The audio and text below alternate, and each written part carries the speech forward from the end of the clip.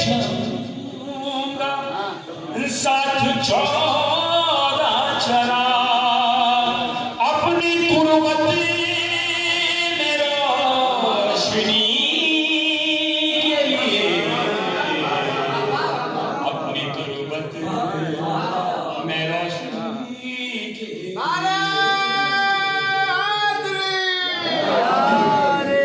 اپنی تربت میں روشنی کے لیے صلوات پڑھ کر اپنی تربت میں روشنی کے لیے پیش شیر خدا چلا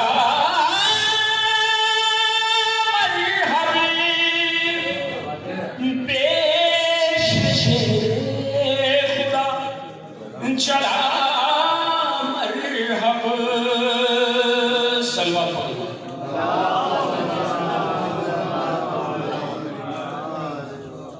اپنی مرضی سے خود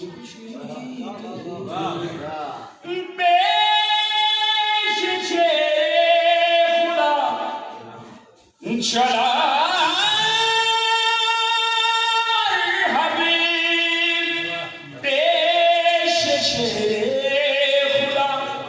چلا مرحب اپنی مرضی سے خود کشی کے لیے اپنی مرضی سے خود کشی کے لیے اپنی مرضی سے خود کشی کے لیے صلوات پڑھو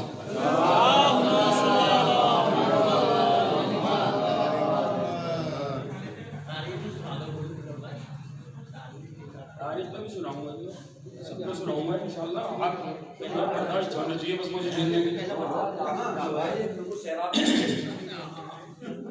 یہ صلوات پڑھو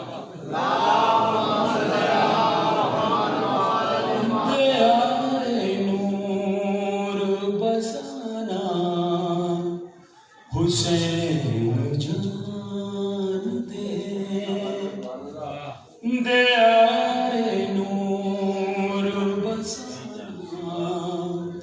حسین جانتے زمین پہ عرش بنانا حسین جانتے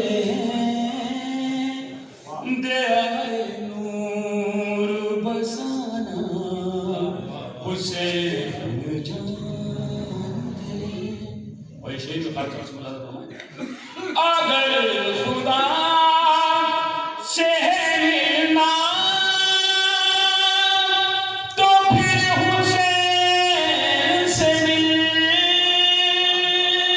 اگر خدا سے ملنا تو پھر حسین سے مل خدا زمین پہ بلانا حسین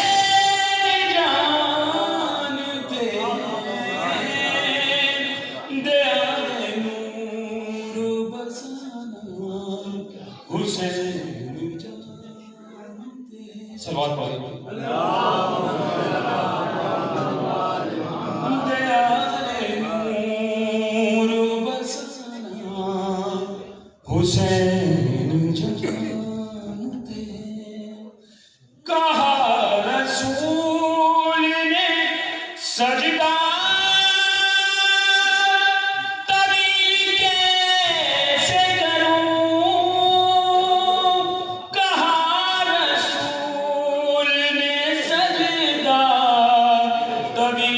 کیسے کروں کہا حسن نے کہ لالا حسین جانتے دیارے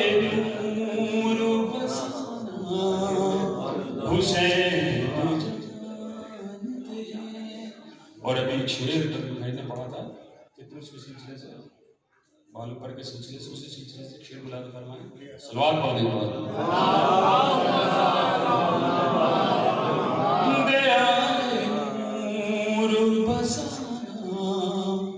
حسین جانتے ہیں کرم حسین کا فطرت کو پر دیے ورنہ کرم حسین کا فطرت کو پر دیے ورنہ بنا پروں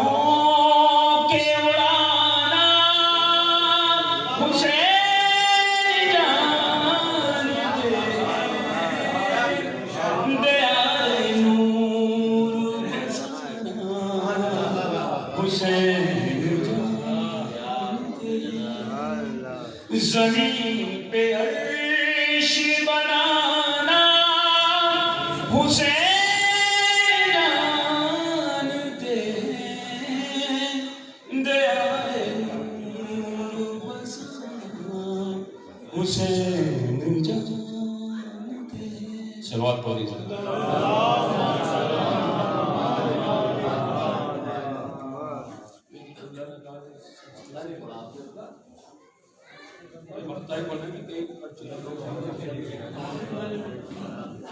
ایک بار میں صلوات پڑھیں. ہر ایک زمین ہر ایک زمانہ بطول کا یہ ساری کائنات ہے صدقہ بطول کا.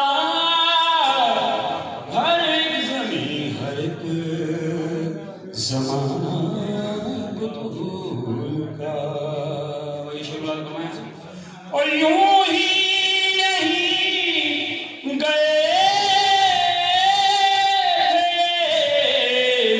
محمد خدا کے پاس. یوں ہی نہیں گئے محمد خدا کے پاس. سدرا سے لے کے آنا تھا تحفہ بطول کا. ہر ایک زمین ہر ایک زمانہ بطول کا. صلوات پڑھ کر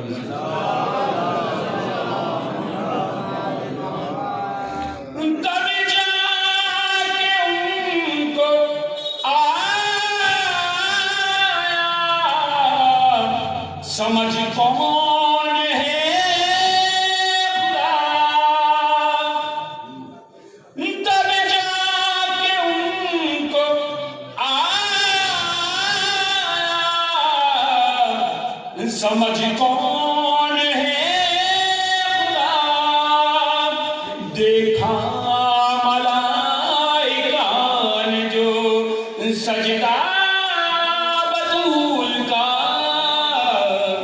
ہر ایک زمانہ بطول کا. اور دیکھیے یہ شعر ہے خاص طور سے لوگ بات یہ محاورے کے سلسلے سے استعمال کرتے ہیں جیسے جگہ سوال پڑھیں. زمانہ بطول کا. اور کتنے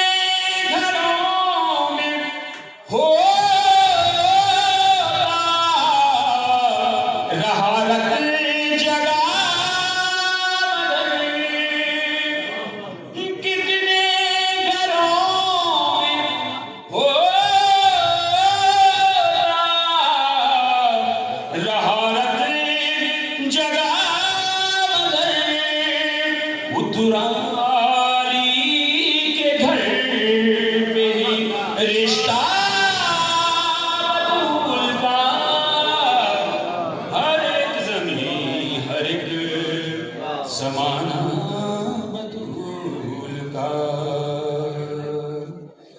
اور شیر خدا کی جائے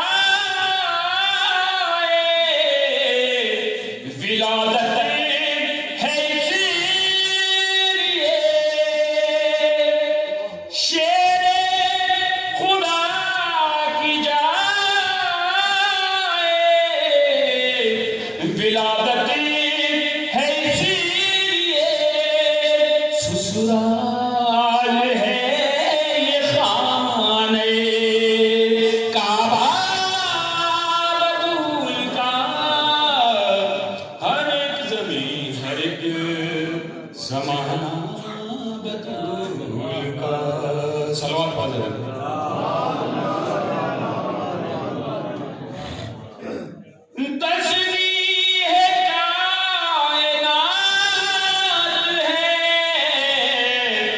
زہرا کے ہاتھ میں تشریح کائنات ہے زہرا کے ہاتھ میں جس کو چلا رہا ہے ارادہ بطول کا ہر ایک زمانہ بطول کا اور تطہیر کی یہ حد ہے کہ کوثر سے دھو کے ہاتھ جبریل نے جھلایا ہے جھولا بطول کا ہر ایک زمین ہر ایک زمانہ بطول کا یہ ساری کائنات ہے صدقہ بطول کا ہر ایک زمین ہر ایک زمانہ بطول کا صلوات پڑھنا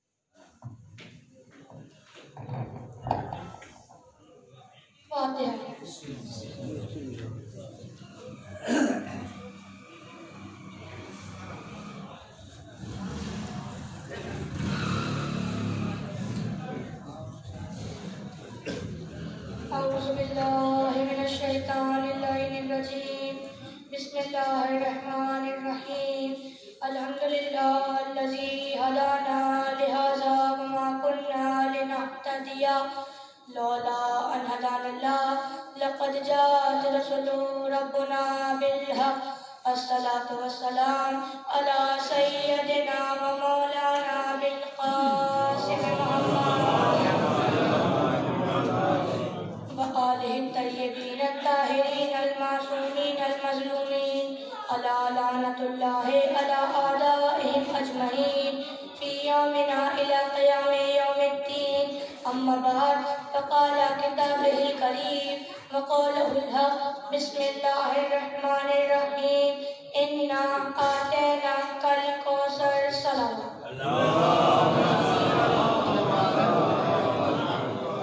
قرآن کریم میں سورہ کوثر کے اندر ارشاد خداوند ہوتا ہے اِنَّا آتَيْنَاكَ الْكَوْثَرَ اے رسول ہم نے تمہیں کوثر عطا کیا کوثر سے مراد جناب سیدہ سلام اللہ علیہ اب جناب سیدہ کے لیے رسول خدا کہتے ہیں کہ فاطمہ تو بطۃ منی فاطمہ میرا ٹکڑا ہے تو جس کے لیے رسول خدا یہ کہیں کہ فاطمہ میرا ٹکڑا ہے اس کی کیا عظمت و فضیلت ہوگی کیا عظمت و فضیلت ہوگی جناب سیدہ سلام اللہ علیہ کی یہ وہ بیوی ہیں کہ جن کے در پر روز صبح کھڑے ہو کر رسول اللہ سلام کیا کرتے تھے یہ وہ بیوی ہیں کہ جن کے در پر ملک الموت بھی دق الباب کیا کرتا تھا یہ وہ بیوی ہیں کہ اگر یہ امام حسنین سے کہتے ہیں کہ تمہارے کپڑے رضوان جنت کے پاس ہیں تمہارے کپڑے درزی کے پاس ہیں تو رضوان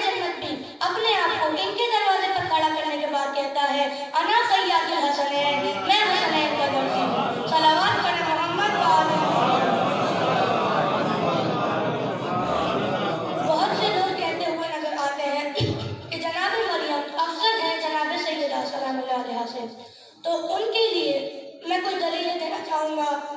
اس سے پہلے جناب مریم کے لیے اللہ ارشاد فرماتا ہے، بسم اللہ الرحمن الرحیم، یا مریم ان اللہ اصطفاکے وطہرکے واصطفاکے علی نساء العالمین۔ ہم نے مریم کو چنا، پھر پاک کیا، پھر عالمین کی خواتینوں میں سے بھی چنا۔ تو جب اللہ کہہ رہا ہے کہ ہم نے مریم کو عالمین کی خواتینوں میں سے چنا، تو اس کا مطلب جناب مریم بطول، جناب مریم بطول لیکن چھوٹی، اور جناب سیدہ بطول لیکن بڑی۔ دوسرے لفظوں میں سمجھیے، جناب مریم بطول صغریٰ، جناب سیدہ بطول کبریٰ۔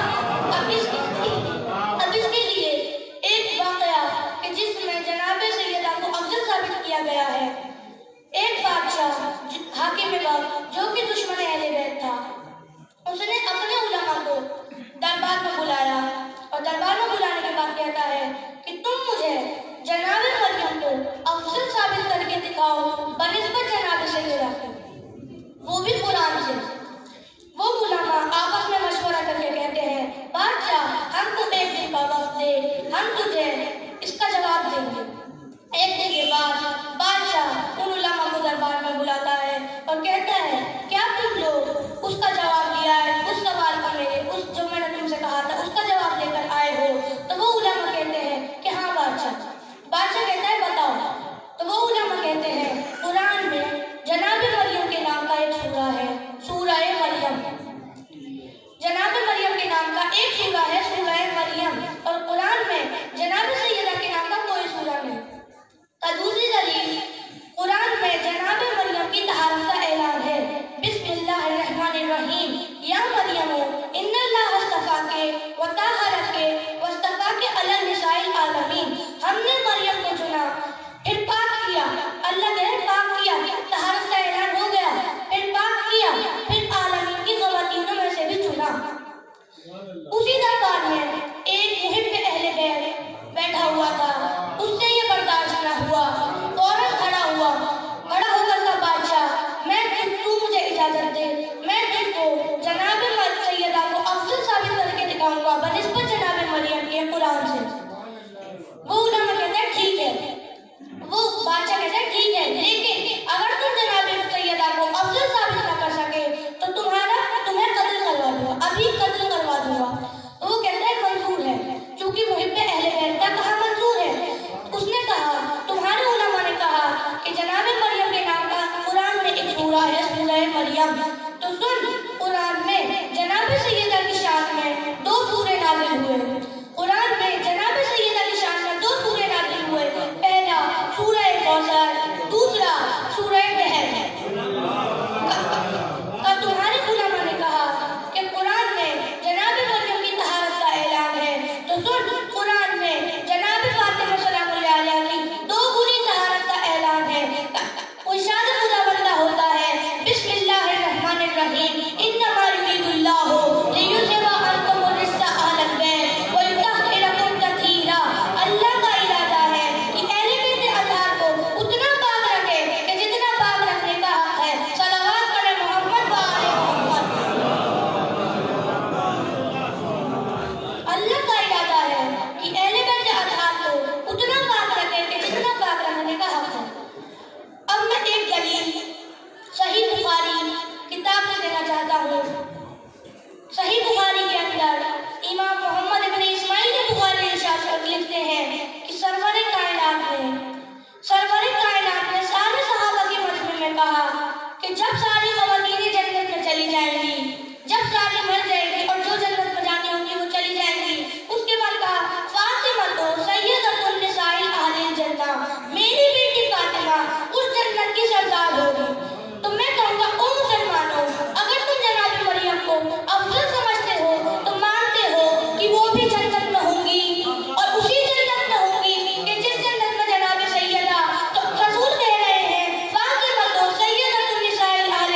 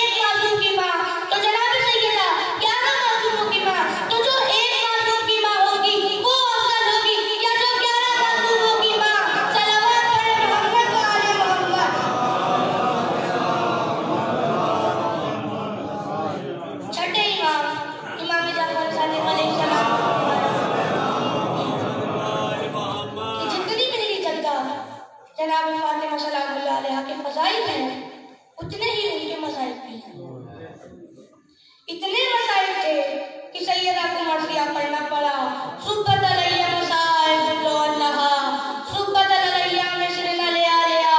اے بابا آپ کے بعد ہمارے اوپر اتنے مصائب ڈھائے گئے کہ اگر روشن دنوں پر پڑ جاتے تو وہ سیاہ رات میں تبدیل ہو جاتے. بس ابھی جناب رسول خدا کا کفن بھی میلہ نہیں ہونے پایا تھا کہ لوگ آگ اور لکڑیاں لے کر سیدہ سلام اللہ علیہا کے گھر پر آ گئے. لکڑیوں میں آگ لگا دی. وہ یہ وہی دروازہ تھا کہ جس پر رسول خدا روز صبح کھڑے ہو کر سلام کیا کرتے تھے. یہ وہی دروازہ تھا کہ جس پر ملک الموت بھی آنے سے پہلے تک الباب کیا کرتا تھا. یہ وہی دروازہ تھا کہ جس پر رضوان جنت بھی اپنے آپ کو انا سید الحسنین کہہ کر پکارتا تھا. دشمنوں نے اس دروازے میں آگ لگا دی. بس جناب جیسے ہی دروازے پر آگ لگی جناب سیدہ جلدی سے دروازے پر آئے. آواز دی. امام حسن حسین کو آواز دی. دروازے کو روکنے کی کوشش کی. بس اسی اسیا میں چلتا ہوا دروازہ جناب سیدہ کے اوپر گر گیا. جناب محسن شہید ہو گئے. پہلو شکستہ ہو گئے. بس ایک مولانا نے بتایا کہ میں نے مجلس ایام فاطمیہ کی مجلس پڑھی. مجلس میں میں نے جناب سیدہ کے مصائب پڑھے اور مصائب جب پڑھ چکا مجلس تمام ہو گئی. نوحہ ہو گیا. تبرک بڑھ گیا.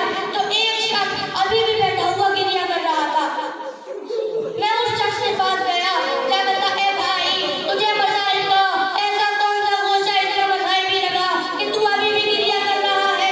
اس نے کہا مولانا میں ہڈیوں کا ڈاکٹر ہوں. مجھے پتا ہے جسم کی کوئی سی بھی ہڈی ٹوٹ جائے وہ جڑ جاتی ہے اور اسے جب بھی ہلاؤ گے اس میں تکلیف ہوتی ہے. آپ نے پڑھا سیدہ کی پسلیاں ٹوٹ گئی تھی تو جس کی پسلیاں ٹوٹ جائے تو ہر سانس لینے میں درد ہوتا ہے. بس ہر سانس لینے میں درد ہوتا ہے. جناب سیدہ اٹھ کر دیکھا مولا علی کے گلے میں رسی کا پھندا. جناب سیدہ سے برداشت نہ ہوا. فوراً اس کی حالت میں چادر کو اوڑھ کے قبر رسول پر آئی. کہا بابا آپ کے بعد دشمنوں نے دروازے پر آگ لگا دی. یہ وہی دروازہ تھا نا کہ جس پر آپ روز سلام کیا کرتے تھے. اے بابا آج کے بعد محسن کو شہید کر دیا گیا. اے بابا آپ کے بعد آپ کے بعد ابو الحسن کے گلے میں رسی کا پھندا. بس ابھی جناب سیدہ نے بددعا کے لیے ہاتھ نہ اٹھانے پائے تھے کہ مسجد نبوی کی دیواریں بلند ہونے لگی. زمین کو زلزلہ آنے لگا. جیسے ہی مولا علی نے یہ منظر دیکھا کہا سلمان جلد جاؤ. قبر رسول پہ سیدہ کھڑ کے ان سے کہنا علی نے آپ کو اپنے حق کا واسطہ دیا ہے. بددعا مت کرنا ورنہ قیامت آ جائے گی. جناب سلمان جلدی سے قبر رسول پر آئے. شہزادی مولا علی نے آپ کو اپنے حق کا واسطہ دیا ہے. بددعا مت کیجیے. میں کہوں گا شہزادی آپ کے مولا علی کے گلے میں رسی کا پھندا نہ دیکھا گیا. ذرا کربلا میں آ کر دیکھیے. آپ کا لال حسین کربلا کی تپتی ہوئی زمین پر ایڑیاں رگڑ رہا تھا. شمر سینے پر سوار تھا. ہاتھ میں کند خنجر. جناب زینب پکار رہی تھی اے شمر میرے بھائی کے ساتھ تن سے جدا مت کر. آپ کے لال حسین کو کربلا کی تپتی ہوئی زمین پر 3 دن کا بھوکا پیاسا ذبح کر دیا گیا. اللہ رحمت اللہ علیہ السلام.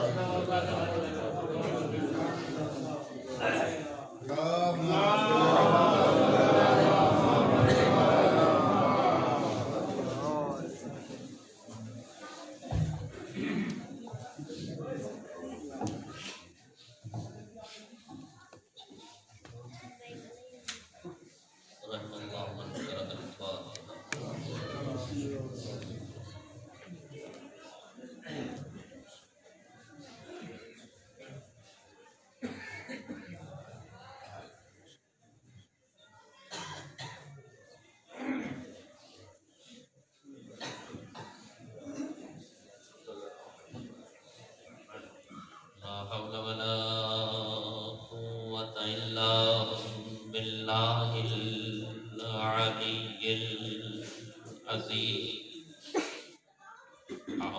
بالله من الشيطان اللعين الرجيم بسم الله الرحمن الرحيم الحمد لله رب العالمين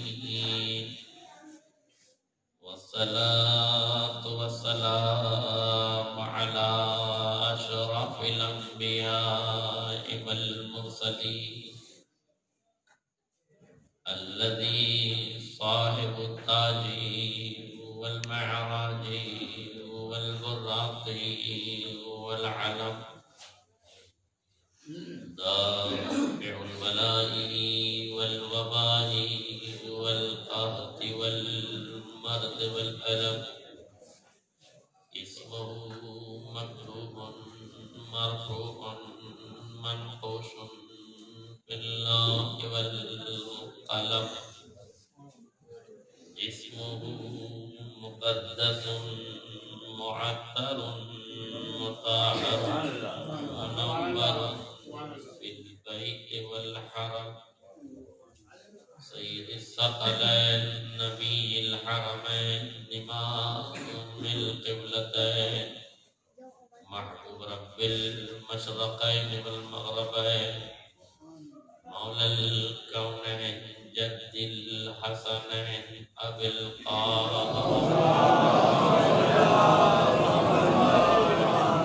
وعلى آل بيته الطيبين الطاهرين المعصومين المظلومين ولعنة الدائمة الباقية على أعدائهم أجمعين من الآن إلى قيام يوم الدين أما بعد فقد قال إمامنا الموسى الكاظم عليه السلام والسلام إن فاطمة صديقة شهيدة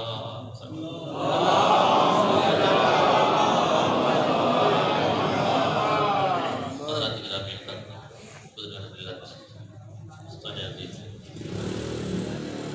ادائے فاطمیہ کی آج کی تیسری مجلس ہے. پوری کائنات میں زندہ ضمیر مسلمانوں نے نبی کی بیٹی کا فرش اعلیٰ بچھایا تاکہ کائنات کے رسول کو تعزیت پیش کی. عزائے فاطمی آپ نے منایا، آپ خوش نصیب ہیں. امید کرتے ہیں کہ جس طرح سے عزائے فاطمی منایا جا رہا ہے یہ ویسے ہی انشاءاللہ منایا جاتا ہے. اس سلسلے میں دو بزرگ علماء کے دو قول ہیں عزائے فاطمیہ کی عظمت کے لحاظ سے. میں وہ دو قول بیان کر کے پھر اپنے موضوع بتاتا ہوں. پہلا قول رہبر معظم کا ہے، سید علی خامنئی دامت اللہ البارک کا ہے، جو ہمارے سپریمو لیڈر ہیں اس وقت. وہ فرماتے ہیں، بڑا خوبصورت جملہ ہے، وہ فرماتے ہیں ان سے کسی نے کہا کہ آپ اتنا وقت ایک ملک کا نمائندہ ہو کہ فرش اعلیٰ پر دیتے ہیں عزائے فاطمی اپنے گھر میں 3 دن کرتے ہیں، اس کا کیا فلسفہ ہے؟ تو وہ فرماتے ہیں کہ میں عزائے فاطمیہ کے دسترخوان سے اپنے ملک ایران کا سال بھر کا رزق سمیٹ لیتا ہوں.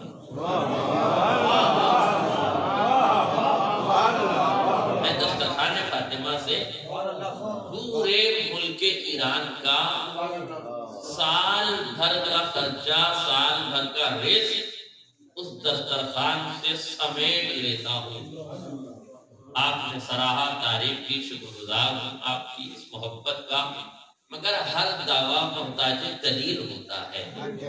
ہمارے عالم کا قول ہے، ہمارے لیے بالکل سراخوں پہ رکھنے کے قابل ہے، مگر ہم غیر کو کیسے بتائیں کہ دسترخوان زہرا سے سال بھر کا خرچہ اٹھایا جا سکتا ہے، سال بھر کا رزق لیا جا سکتا ہے. جہاں سے میرے پہلے ذاکر، ننے ذاکر، پیارے ذاکر نے بات ختم کی تھی، میں وہیں سے تھوڑا سا کر دوں.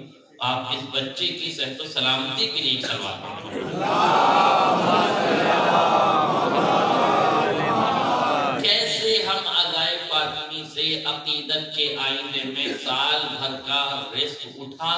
سے ہیں. دلیل دینے لگا ہوں قرآن مجید سے. رہبر معظم کا جملہ ہے، ملاحظہ فرمائیے گا. قرآن مجید میں جناب مریم کا قصہ ہے. جناب زکریا آئے، کلما دخل زکریا المحراب، جب جناب زکریا محراب عبادت میں داخل ہوئے، فوجد عندها رزقا، تو جناب مریم کے پاس رزق پایا. یہ رزق کیا تھا؟ یہ رزق کیا تھا؟ یہ آسمان سے، جنت سے جناب مریم کے لیے کھانا آیا. یہ روایت نہیں، آیت ہے. وجد عندها رزقا، جب رزق دیکھا تو قالا، تو جناب زکریا نے کہا انا لک ھذا، یہ بے موسم کے پھل تمہارے محراب عبادت میں کہاں سے آئے؟ قالت، تو جناب مریم نے کہا ان اللہ یرزق من یشاء بغیر حساب، اللہ جسے چاہتا ہے بے حساب رزق دے دیتا ہے. یہ آیت آج تک تشنہ تعبیر تھی، اس لیے کہ جو مریم کے پاس رزق آیا تھا اس کا تو ایک حساب تھا کہ کتنا آیا تھا. کوئی ٹرک نہیں آئے تھے، کوئی ٹرین سے کھانا نہیں آیا تھا، مختصر سے کھانا آیا. تو یہ مختصر سے کھانے کے بعد مریم یہ کیوں کہہ رہی تھی کہ اللہ جسے چاہتا ہے بے حساب رزق دیتا ہے. وقت کا مرجع دسترخوان فاطمہ سے کچھ گوشے چننے کے بعد کہہ رہا ہے میں ملک ایران کا رزق پا لیتا ہوں. اب سمجھے دسترخوان فاطمہ سے ساری ملک ایران نہیں، کائنات کا رزق پایا جاتا ہے. ملک ایران نہیں، پوری کائنات کا رزق پایا جا سکتا ہے. اس لیے میں تاکید کروں گا کہ جن لوگوں کو یہ آسرا ہے کہ ہمیں سال بھر کوئی پریشانی نہ ہو، رزق کے معاملے میں اگر تم چاہتے ہو کہ کوئی پریشانی نہ ہو تو باباؤں کے پاس بعد میں جانا ہے، عزائے فاطمہ میں پہلے چلے. ہتھیلی دیکھنے والے، چہرہ دیکھنے والے باباؤں کے پاس جانے سے اچھا ہے کہ نیند تھوڑی سی خراب ہو، آرام تھوڑا سا برباد کیا جائے اور فرش عزائے حضرت فاطمہ زہرا پر تشریف لائے. انشاءاللہ اس عقیدے کے ساتھ آپ شریک ہوئیے کہ سال بھر تک پھر کوئی پریشانی ہونے والی. یہ پہلا قول رہبر معظم کا تھا کہ میں عزائے فاطمی سے سال بھر اپنے ملک کا رزق لے. دوسرا قول آغا بہجت کا. آغا بہجت فرماتے ہیں کہ ہمیں عزائے فاطمی منانا چاہیے، اور پھر وہ فرماتے ہیں کہ واقعاً اگر ہم جیسے محرم مناتے ہیں ویسے ہی ہم نے عزائے فاطمیہ بھی منایا ہوتا، تو جس طرح آج پوری کائنات حسین کو جانتی ہے ویسے ہی پوری کائنات صدیقہ طاہرہ کو بھی جانتی ہے. لیکن یہاں تک ان کا قول ہے، ان کی خاطر قدم میں جائے جو سرمگی کے لائق ہے، محترم ہے. مگر اس سے آگے بڑھ کے ایک جملہ میں بھی کہنا چاہتا ہوں، اپنی طرف سے اس میں اضافہ کرنا چاہتا ہوں. یقیناً اگر ہم نے عزائے فاطمیہ کو عزائے حسینی کی طرح منایا ہوتا تو جس طرح کائنات میں حسین معروف ہیں، لوگ جانتے ہیں، ویسے صدیقہ طاہرہ کو بھی جانتے. بالکل صحیح ہے. مگر ایک جملہ اور یاد رکھیے گا، واقعاً اگر ہم نے عزائے فاطمیہ کو عزائے محرم کی طرح منایا ہوتا تو جس طرح آج کوئی سچا پکا اچھا مسلمان حسین کے قاتلوں پر اپنی اولاد کا نام نہیں رکھتا، ویسے ہی کوئی فاطمہ کے قاتلوں کے نام اپنے بچوں کے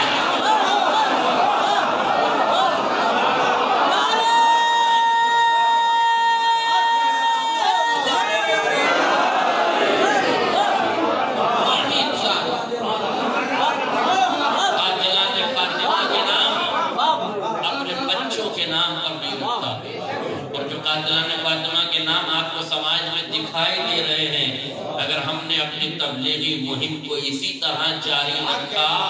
اس ملک نے یہ بھی بتایا کہ کچھ نہ کر سکو تو نام ہی بدل دو. لہذا جب بھی نام بدلنے کی راجنیتی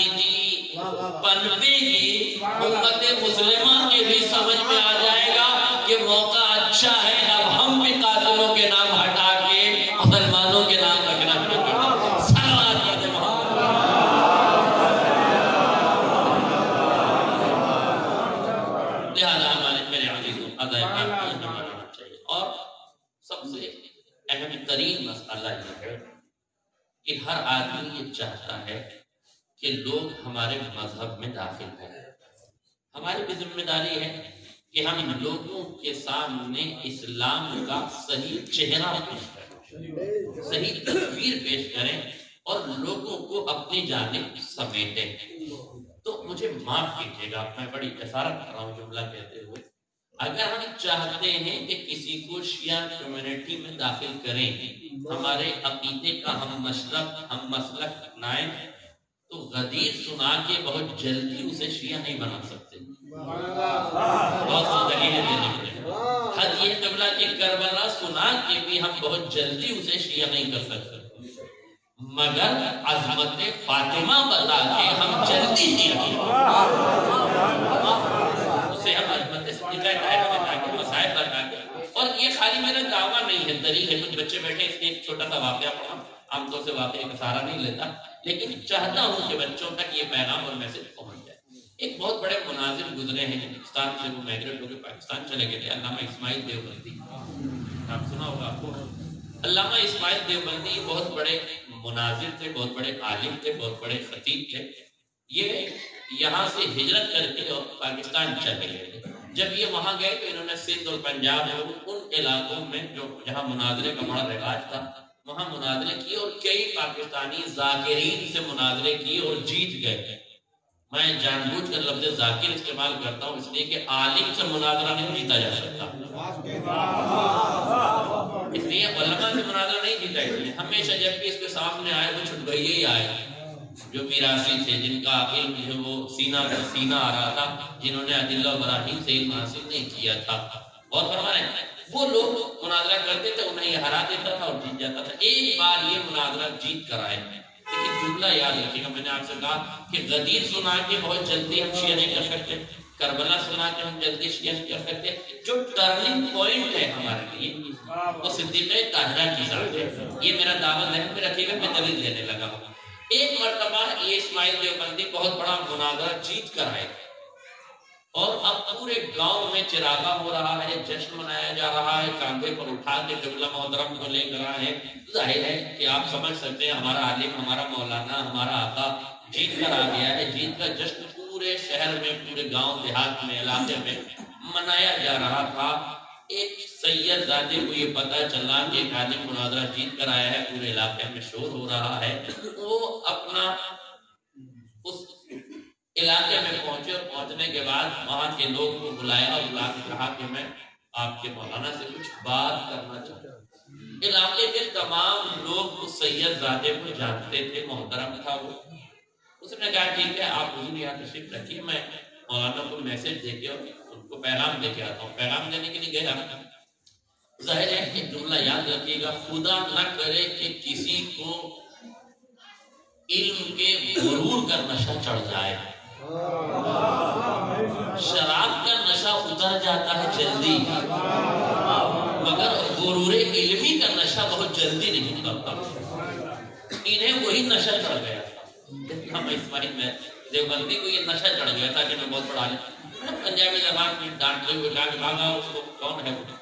قبلہ آپ نے میری بات پر غور نہیں کیا. ہم نے یہ کہا آپ سے کہ ایک سید زادہ ہماری بستی کا معزز انسان آیا ہے, آپ سے کچھ پوچھنا چاہتا ہے, آپ اسے بھگانے کی بات کر رہے ہیں. قبلہ ذرا سنبھل کے بات کیجیے. ہم نے کہا وہ سید زادہ ہے, وہ اولاد فاطمہ میں سے ہے, آپ پر اس کا احترام کرنا واجب ہے, لازم ہے, ضروری ہے. اور یاد رکھیے گا قبلہ جتنی دیر سید سے آپ بات کیجیے گا نا, لب و لہجے کو قابو میں رکھیے گا. اور ایک جملہ اور کہا تھا, جتنی دیر بات کیجیے گا آپ اپنی اوقات میں رہیے گا, ورنہ ہم یہ بھول جائیں گے کہ آپ قبلہ ہیں.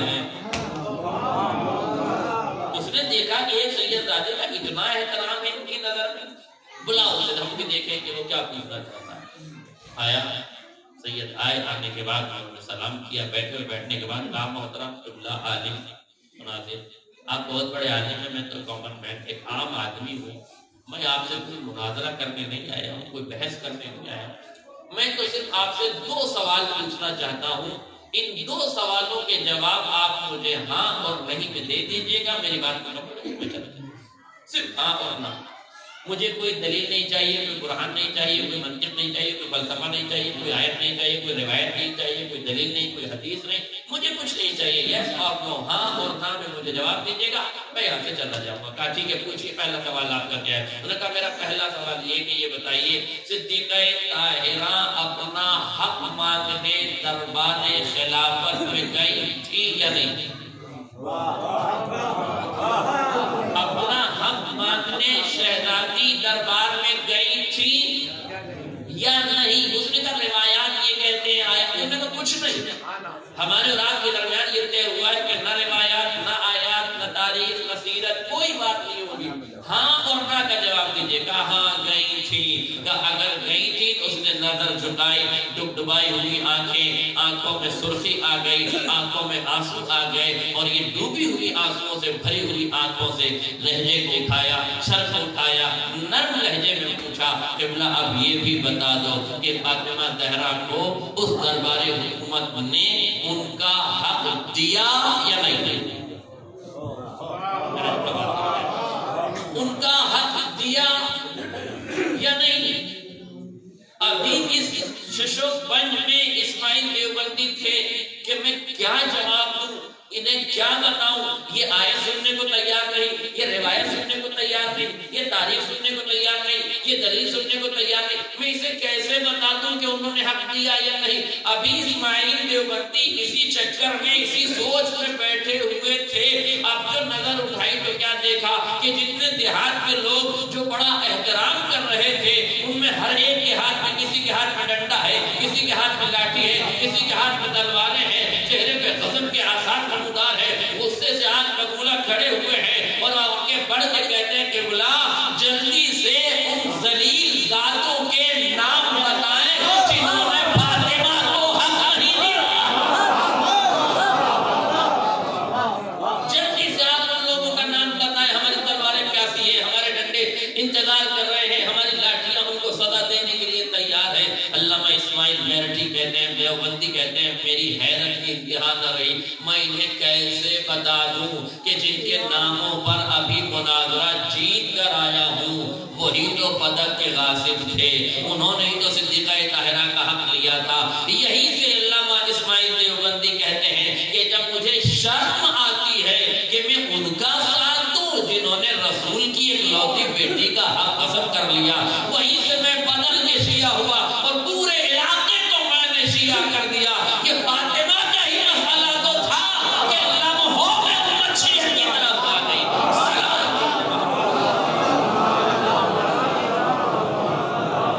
اس لیے میرے عزیزوں ضروری ہے کہ ان مسائل کو امت تک سلیقے سے پہنچایا جائے۔ ضروری ہے ادب کے دائرے میں باضمیر مسلمانوں تک یہ پیغام پہنچاؤ کہ ہماری کتابیں پڑھنے کی ضرورت نہیں ہے، آپ اپنی کتابوں کو پڑھیے، ہماری روایات کھنگالنے کی ضرورت نہیں ہے، آپ اپنی روایات کو پڑھیے۔ دشمن چاہتا تھا کہ مسئلے کو چھپائے، مگر قدرت چاہتی تھی کہ جہاں چھپایا ہے وہیں سے ظاہر کر دے، جہاں چھپایا ہے وہیں سے ظاہر کر دے۔ لہذا مسئلہ فدق لوگوں کو بتایا۔ پہلے مرحلے میں یہ لفظ فدق نہیں ہے، فدق ہے، فے اور دال دونوں کا زبر ہے۔ فدق کوئی چھوٹا موٹا باغ نہیں تھا جسے 2-3 بیل آ کے چر جائیں،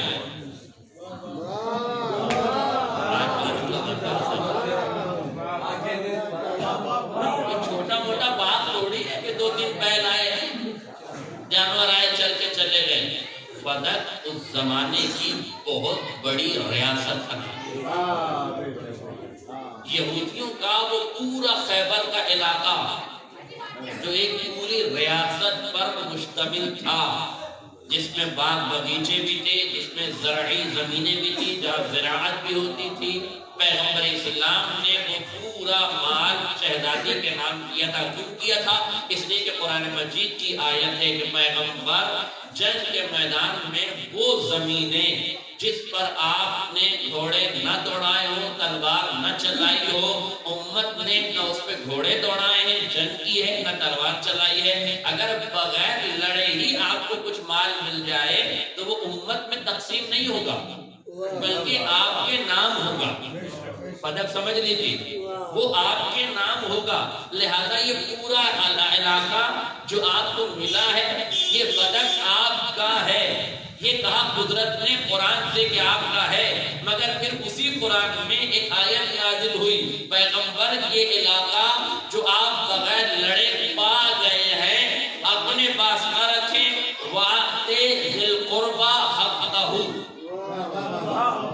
اس باغ فدق کو اپنے قریب ترین لوگوں کو دے دیں. میں نے ترجمہ جان بوجھ کے روکا ہے.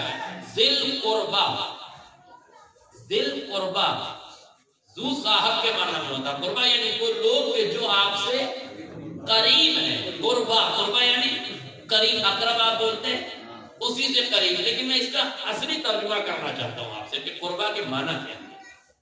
دیکھیے عربی زبان میں دو لفظ استعمال ہوتے ہیں، دو لفظ اس میں تفضیل کے لیے دو لفظوں سے استعمال ہوتے ہیں. اکبر یعنی بڑا، لیکن بڑا کون؟ مرد، عورت نہیں.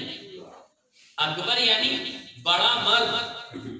اس کے مقابلے میں اگر بڑی عورت کا لفظ لانا تو کیا لائیں گے؟ شکریہ. اکبر کے مقابلے میں کبرا. اصغر چھوٹی عورت، چھوٹا مرد. صغرا چھوٹی عورت. وسطی اوسط مذکر کے لیے، وسطی مؤنث کے لیے. اعظم مذکر کے لیے، عظما مؤنث کے لیے. اقرب سب سے زیادہ قریب مرد. قربا سب سے زیادہ قریب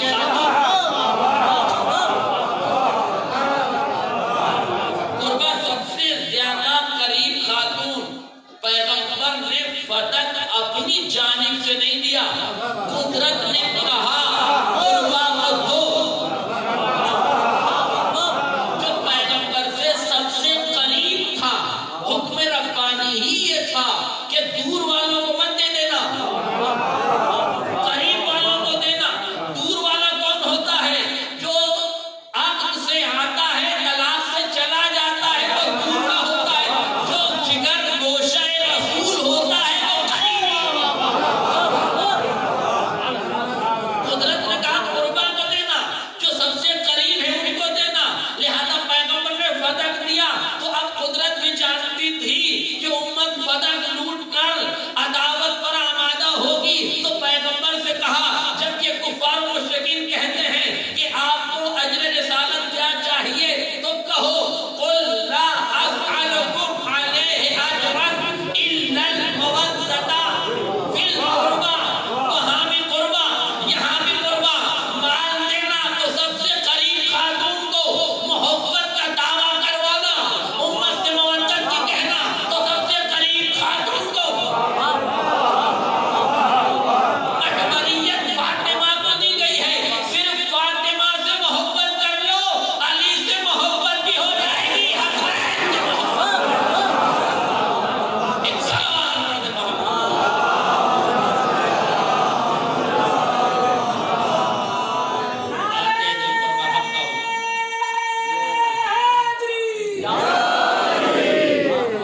پیغمبر نے بلایا شہزادی کو، اور بلانے کے بعد یہ پورا علاقہ شہزادی کو ہبا کر دیا. کیا کر دیا؟ ہاں ساتھ ساتھ بولے میرے نوجوان دوست میرے، تاکہ یہ پدک کا مسئلہ تھوڑا سا ٹف ہے امت کے لیے سمجھنا. لہذا ہم سمجھا دیں تاکہ یہ نوجوان جب فیس بک پر، واٹس ایپ پر، ٹویٹر، انسٹاگرام وغیرہ پر، جب سوشل میڈیا پر یہ باتیں کریں تو یہ خود سمجھے ہوئے ہوں تاکہ یہ دوسروں کو اٹھا سکیں. توجہ کیجئے. تو لفظ فدق کے پہلے مرحلے میں کوئی چھوٹی موٹی زمین نہیں تھی، بلکہ ایک بہت بڑا علاقہ تھا جس میں باغات، باغ باغیچے بھی تھے، جس میں زراعت بھی ہوتی تھی، کسانی بھی ہوتی تھی، کھیتی بھی ہوتی تھی. پیغمبر اسلام نے حکم ربانی سے کے مطابق یہ پورا علاقہ شہزادی کے نام کر دیا. خالی نام نہیں کیا، لکھت میں بھی دیا، لکھ کر دے دیا. توجہ کیجئے گا، کیا کیا؟ لکھ کر دے دیا. آج بھی اگر آپ عدالت میں جائیے تو پراپرٹی ثابت کرنے کے لیے قانون یہ ہے کہ آپ کے پاس تحریر موجود ہو، گواہوں کی ضرورت نہیں ہے. آج اگر آپ پراپرٹی کے لیے جائیں تو جج صاحب یہ نہیں کریں گے یہ تمہارے ابا کا مکان ہے 2 گواہ لے کر آؤ. وہ کہیں گے ابا کا مکان ہے تو تحریر لے کر آؤ. پیغمبر جانتے تھے کہ جس زمانے میں بھی فیصلے کرنے والے لوگ عقل و خرد سے فیصلے کریں گے, تحریر سے فیصلے کریں گے. اس لیے پیغمبر نے باغ بدر زبانی نہیں دیا, تحریر کر کے دیا. ہبا کرتا ہوں میں تمہیں, ہبا کر دیا شہزادی کو. توجہ کیجیے.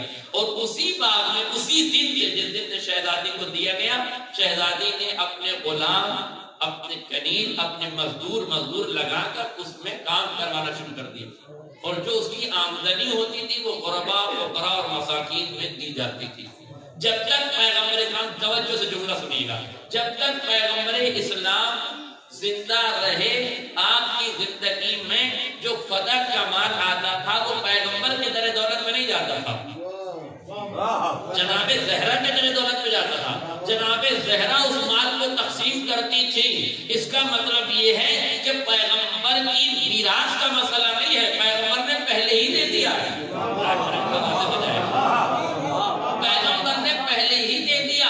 اور اب علامہ ابن تیمیہ سے لے کر ابن خلدون تک, ابن خلدون سے ابن عربی تک, اور جتنے بھی بزرگ علماء اہل سنت ہیں انہوں نے اکثریت نے یہ لکھا ہے کہ جب حکومت تخت پر آئی اور نئے حاکم جب خلیفہ بنے تو انہوں نے خلافت سنبھالتے ہی سب سے پہلے ان زمینوں پر قبضہ کیا اور شاہجہاں کے مزدوروں کو وہاں سے ہٹا کر اپنے قبضے میں لے لیا.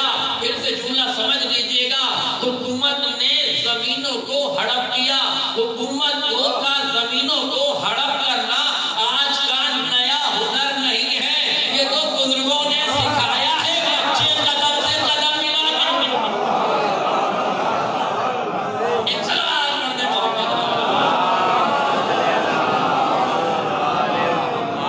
یہ کوئی نیا قانون نہیں ہے زمینیں ہڑپنے کا. ہاں, یہ آج کے پارلیمنٹ میں پاس نہیں ہوا ہے, یہ امت پہلے اپنے پارلیمنٹ میں یہ پاس کر چکی ہے. اسی لیے یاد رکھیے گا, جب کسی پر لعنت کی جاتی ہے کہ اس نے یہ کام برا کیا تو اس وقت والے پہ لعنت نہیں ہوتی ہے. جس نے نہیں, میں اور آسان کر دوں, بہت سے مومنین زیارت عاشورہ پڑھتے ہیں. زیارت عاشورہ میں لکھا ہے لعن اللہ من اسس اساس الظلم والجور. آج کے ظالموں پہ تو لعنت ہے ہی, ان پر بھی ہے جنہوں نے ظلم کی بنیادیں رکھی. آج کے غاصبوں پہ تو لعنت ہے ہی, ان پر بھی ہے جنہوں نے غصب کے طریقے تعلیم کیے.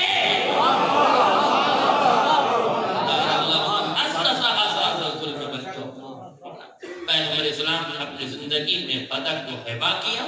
شہزادی نے اپنے طرف سے مزدوروں کو رکھا اور کام کرتے رہے وہاں لوگ. حکومت نے پہلے مرحلے میں اس سے ان مزدوروں کو ہٹایا اور ساری زمینوں کو ہڑپ کے اپنے پاس رکھ لیا. اسی کو باغ فتح کا معاملہ کہتے ہیں. شہزادی نے پیغمبر اسلام کی وہ تحریر دکھائی. روایت کہتی ہے دکھانے کے بعد پہلے حاکم صاحب کو خیال آیا, انہوں نے دینے کا ارادہ کیا. ان کے دوست دوسرے والے صاحب نے اس تحریر کو پھاڑ دیا, اس لیے کہ وہ جانتے تھے نا کہ پراپرٹی کے کاغذات خالی کافی ہوتے ہیں. انہوں نے وہ پراپرٹی کے کاغذات پھاڑ دیے. اب حاکم نے کہا کہ مجھے پیغمبر اسلام نے ایک حدیث سنائی تھی لا نرث ولا نورث کل ما ترکناہ صدقہ. دیکھیے پہلی بات تو یہ کہ شہزادی نے میراث کا دعویٰ بعد میں کیا, میراث کا دعویٰ نہیں کیا. بھائی میراث کا دعویٰ کیسے کر دے جب پیغمبر کو نے خود بلا کے ہبا کیا. توجہ کیجیے گا, میراث اور گواہ طلب کیے کہ حاکم نے کہا گواہ لاؤ, شہزادی نے گواہ بھی پیش کیے, حکومت نے گواہ نہیں مانگے. تو یہ تو طے ہے نا کہ میراث پر گواہ نہیں مانگے جاتے. توجہ کیجیے گا, میراث پر گواہ نہیں مانگے جاتے. پھر گواہ کس پر مانگے تھے, کہا ہبا پر گواہ لاؤ. آپ کو ہبا کیا تھا. دیکھیے غور کیجیے, میں اپنی انگوٹھی اتاروں اور کسی صاحب کو, پروفیسر صاحب کو فرض کیجیے ہبا کر دوں, یہ مال میرا ان کے پاس ہبا ہو گیا. اگر اس انگوٹھی کو میں وقف کروں تو وقف میں اور ہبا میں فرق یہ ہے کہ وقف نہ بیچا جا سکتا ہے نہ ان کے بعد کسی کی میراث میں منتقل ہو سکتا ہے. یہ نہ کہیے کہ بہت سے علاقوں میں وقت بیچا جا رہا ہے، شریعت میں نہیں بیچا جاتا. اگر کئی لوگ بیچ رہے ہیں وقت، کھا رہے ہیں وقت، تو وہ اپنے ذمہ دار ہیں، انہیں جواب دینا پڑے گا اپنی قبر میں. لیکن ہبہ کا قانون یہ ہے کہ جسے مل گیا، میں نے یہ چیز ہبہ کی، یعنی میں نے اپنی ملکیت سے نکال کر دوسرے کی ملکیت میں داخل کر دیا. ٹھیک ہے، ان کے پاس انگوٹھی پہنچ گئی، ہبہ ہو گئی. کل میرا بیٹا ہے اور آپ کے کہے پروفیسر صاحب آپ کے پاس ہمارے ابا کی انگوٹھی ہے، وہ ہمیں واپس کیجیے. یہ کہیں ہمارے بیٹے سے کہ بیٹا آپ کے بابا نے ہمیں ہبہ کی ہے. ہبہ کی ہے کا مطلب یہ کہ اب یہ آپ کی میراث میں منتقل نہیں ہوگی، ہمیں دے دی تھی لہٰذا ہماری ملکیت میں داخل ہو گئی. اب آپ کا کہ والد نے ہمیں دے دی کہ اب آپ کا اس سے کوئی تعلق نہیں ہے. بیٹا کہے ٹھیک ہے، آپ کو ہبہ کی تھی، آپ یہ دعویٰ کرتے ہیں، تو بتائیے آپ کا گواہ کون ہے ہبہ؟ یہاں تک جائز ہے. بیٹا اگر میرا یہ کہیں ان سے کہ ہبہ کا گواہ پیش کیجئے، تو ان کی ذمہ داری ہے کہ گواہ پیش کریں. انہوں نے کہا تمہارے باپ نے مجلس پڑھی تھی، مجلس کے دوران یہ دیا تھا، پورا میرا گاؤں جو ہے وہاں موجود تھا. اس نے دیکھا، بیٹے نے کہا حضور وہ تو آپ کا گاؤں ہے، وہ تو آپ کے گاؤں والے ہیں، وہ تو آپ کے رشتے دار ہیں،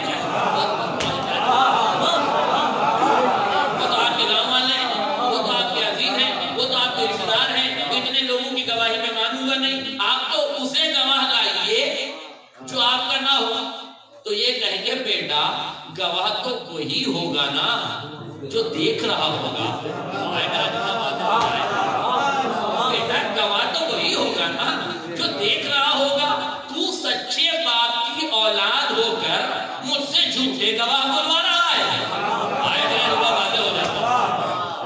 کہہ سکتے ہیں کہ نہیں پروفیسر صاحب میرے بیٹے سے کہ بیٹا تو اتنے بڑے باپ کا بیٹا تھا، اتنے بڑے خطیب کا بیٹا تھا، تو عالم کا بیٹا تھا، تو سید کا بیٹا ہے، اور مجھ سے کہہ رہا ہے کہ میں گواہ لاؤں. میں نے کہا پورا گاؤں گواہ، کہتا یہ گواہ مانوں گا نہیں. تو اس کا مطلب یہ کہ تم کہہ رہا ہے میں وہ گواہ لاؤں جو یہاں تھے ہی نہیں، جو تھے ہی نہیں، وہ گواہی کیسے دیں گے؟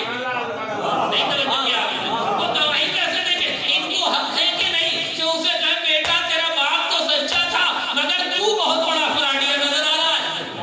بھائی کاش میرا جملہ واضح ہو جاتا، میری مثال میں آپ تک پہنچا دیتا. اس کا مطلب یہ ہے کہ جب حکومت نے کہا فاطمہ سے کہ بی بی گواہ لاؤ، آپ نے کہا یا علی وآتِ ذی القربیٰ حقہ، کہ جب آیت نازل ہوئی تھی، جب جبریل میرے نبی میرے بابا کے پاس آیا تھا، آپ نے دیکھا تھا کہ نہیں کہ یہ آیت لے کر آیا ہے؟ کہا ہاں دیکھا تھا. کہا گواہی دیجیے. حسنین شریفین آگے آؤ بیٹا بتاؤ، جب جبریل آئے تھے آیت نازل ہوئی تھی، پیغمبر نے لکھ کے مجھے دیا تھا کہ نہیں؟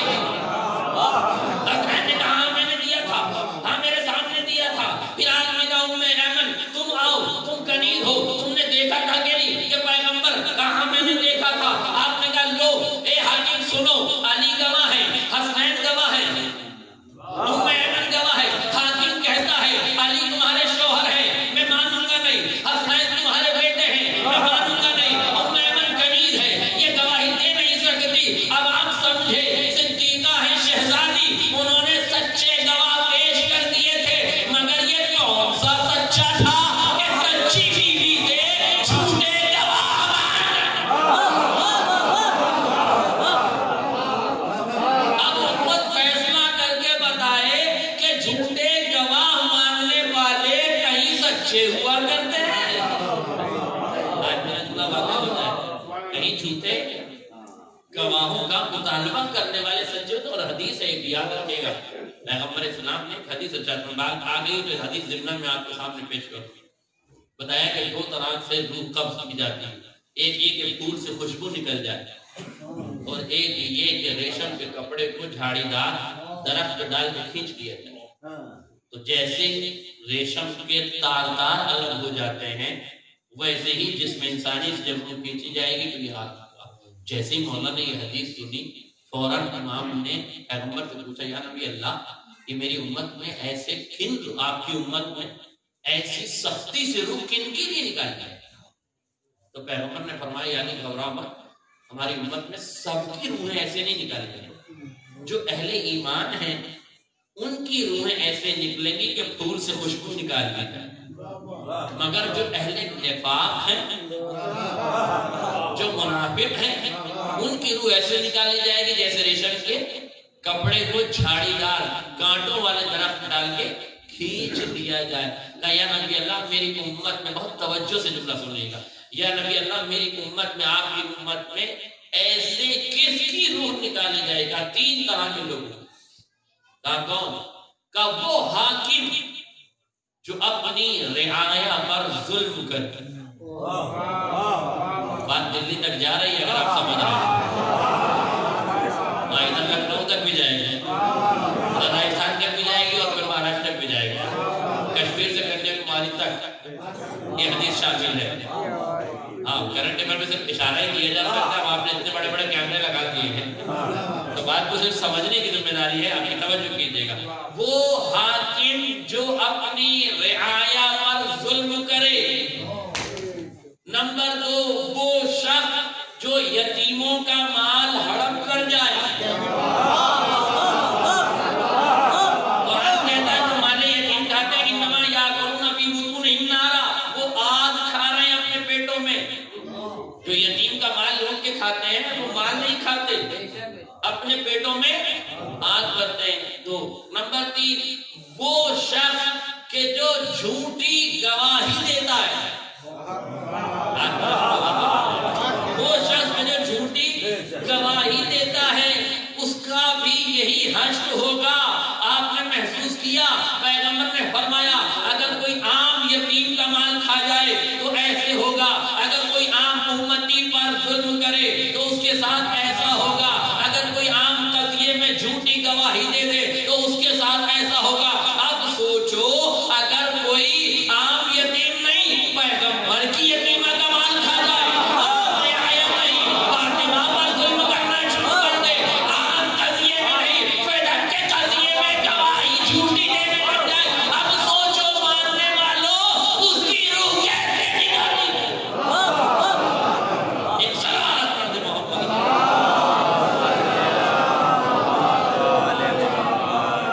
لہذا میرے یاد رکھیے گا، حکومت نے بدک پر قبضہ کیا، شہزادی کے غلاموں کو وہاں سے ہٹایا، اور اب جب شہزادی نے دعویٰ کیا کہ یہ میرے بابا نے مجھے ہبا کیا تھا، تو ہبا کے مسئلے کو زیر بحث لائے بغیر اس نے کہا کہ ہم گروہ انبیاء نہ وارث بنتے ہیں نہ وارث بناتے ہیں. جیسے ہی شہزادی نے حدیث سنی فوراً قرآن مجید کی چند آیتیں پڑھی، ان میں سے ایک آیت کی تھی وَوَرِثَ سُلَیمَانُ دَاؤُدَ، کہ قرآن یہ کہتا ہے کہ جناب سلیمان نے اپنی اتنی بڑی سلطنت کا وارث داؤد کو بنایا. تو جب داؤد نبی ہیں، جب سلیمان نبی ہیں اور وہ اپنے بیٹے کو وارث بنا سکتے ہیں تو پیغمبر مجھے وارث کیوں نہیں بنا سکتے؟ یہ کون سی شریعت ہے کہ جو سلیمان کے لیے کچھ اور ہے اور ہمارے لیے کچھ اور ہے؟ یہ کون سا قرآن ہے جو سلیمان کے لیے کوئی اور حکم بتا رہا ہے، ہمارے لیے کوئی اور حکم بتا رہا ہے؟ میں نے ہاتھوں کو جوڑ کے کہا بی بی جب آپ سے حاکم نے حدیث سنائی تھی تو آپ بھی مقابل میں کوئی حدیث سنا دیتی، آپ نے قرآن کی آیت کیوں سنائی؟ توجہ، آپ نے قرآن کی آیت کیوں سنائی؟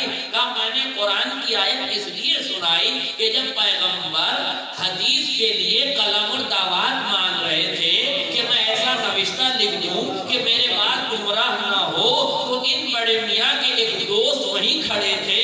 اس دوست نے کہا کہ ہمیں حدیث کی ضرورت نہیں ہے، ہمارے لیے قرآن کافی ہے.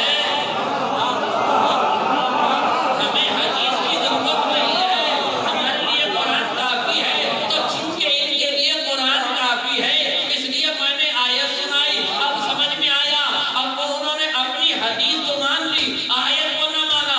عجیب مسئلہ ہے، جب پیغمبر حدیث لکھتے ہیں تو کہتے ہیں آیت کافی ہے، جب فاطمہ آیت سناتی ہے تو کہتے ہیں حدیث کافی ہے. حق یہ ہے کہ نہ ان کے لیے حدیث کافی ہے نہ قرآن کافی ہے، انہیں تو اپنے مقصد میں دیکھنا ہے کہ کیا کافی ہے.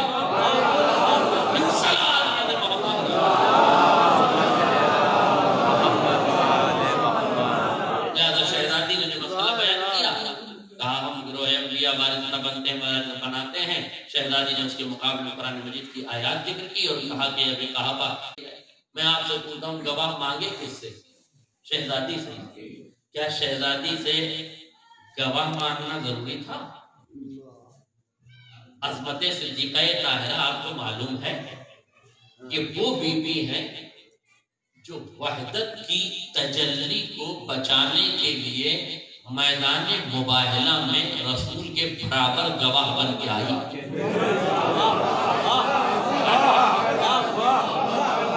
کیا تھا مباہلہ؟ کیا تھا؟ فَمَنْ حَاجَّكَ فِيهِ مِنْ بَعْدِ مَا جَاءَكَ مِنَ الْعِلْمِ فَقُلْ تَعَالُوا نَدْعُ أَبْنَاءَنَا وَأَبْنَاءَكُمْ وَنِسَاءَنَا وَنِسَاءَكُمْ وَأَنفُسَنَا وَأَنفُسَكُمْ ثُمَّ نَبْتَهِلْ فَنَجْعَلْ لَعْنَةَ اللَّهِ عَلَى الْكَاذِبِينَ۔ پورا مباہلہ آپ کا سنا ہوا ہے نا۔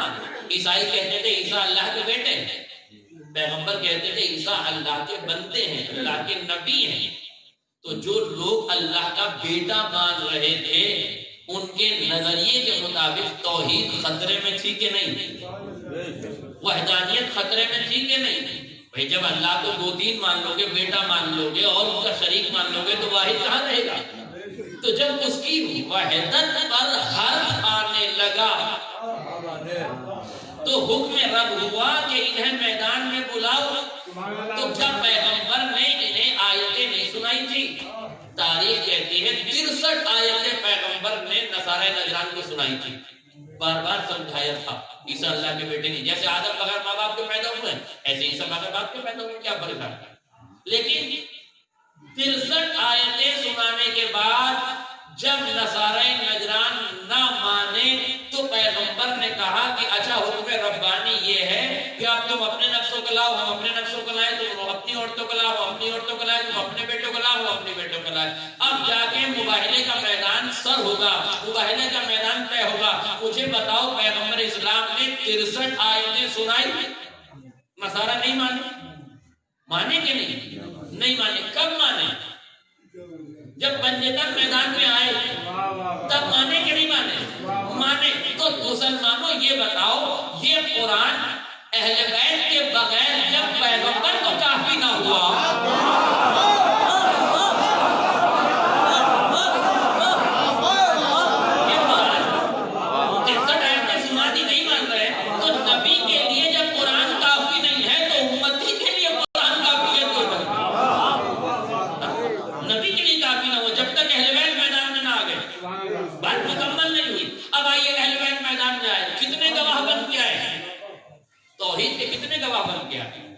وحدت کی تجلی کو بچانے کے لیے، عقیدہ توحید پر حق پالاتا بچانے کے لیے کتنے آدمی ہیں؟ پروفیسر 5 آدمی، 5 لوگ آئے، 5 افراد آئے، 5 افراد ہیں گواہ۔ توجہ، 5 افراد ہیں گواہ، مگر ان گواہوں کو عدالت کے ترازو میں 2 پلوں میں رکھ کے تقسیم کر دیجیے۔ عظمت صدیقہ طاہرہ دنیا کو بتائیے، 5 گواہ ہیں، 4 مرد ایک طرف، ایک خاتون ایک طرف، پوری خواتین کی سلطنت سے صرف ایک عورت، پوری مردوں کی صرف سے 4 مرد۔ پہچانو رتبہ فاطمہ کا۔ اور ایک بات کہوں، چاروں اس تقسیم کو دیکھیے گا، 4 مرد ایک طرف، ایک خاتون ایک طرف، کائنات عصمت کے 4 پھول ایک طرف،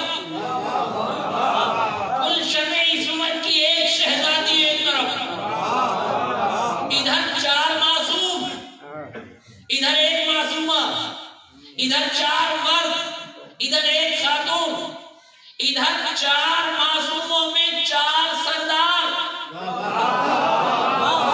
ادھر تنہا ایک سردار۔ 4 سرداروں کی عظمتیں بھی سن لو، ایک نبیوں کا سردار، ایک ولیوں کا سردار، 2 جوانان جنت کے سردار، اور یہ جو ایک سردار ہے پوری جنت کی خواتین کی تنہا سردار۔ میرا جملہ واضح ہو جائے، 4 مرد ایک طرف، ایک خاتون ایک طرف، 4 معصوم ایک طرف، ایک معصومہ ایک طرف، 4 سردار ایک طرف، ایک سردار خاتون ایک طرف۔ توجہ، ان 4 مردوں میں 2 عہدے الوہیت کے بعد، اگر کائنات میں کوئی سب سے بڑا عہدہ ہے، کوئی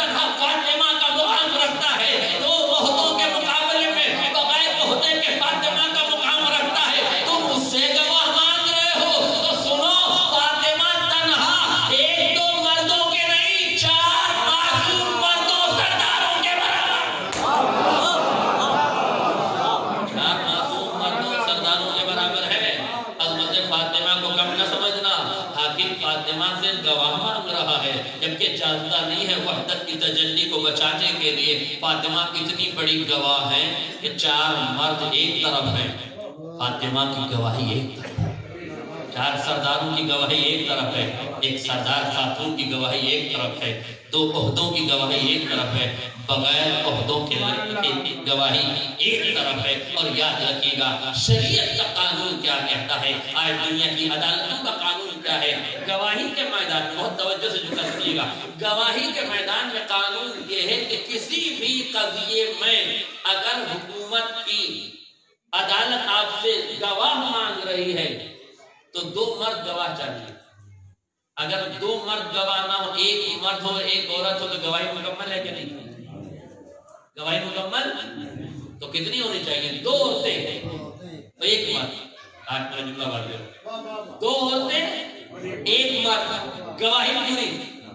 اللہ اکبر، 2 مرد نہیں، 2 عورتیں 1 مرد، گواہی مکمل، عدالت سن لے گی، مان لے گی۔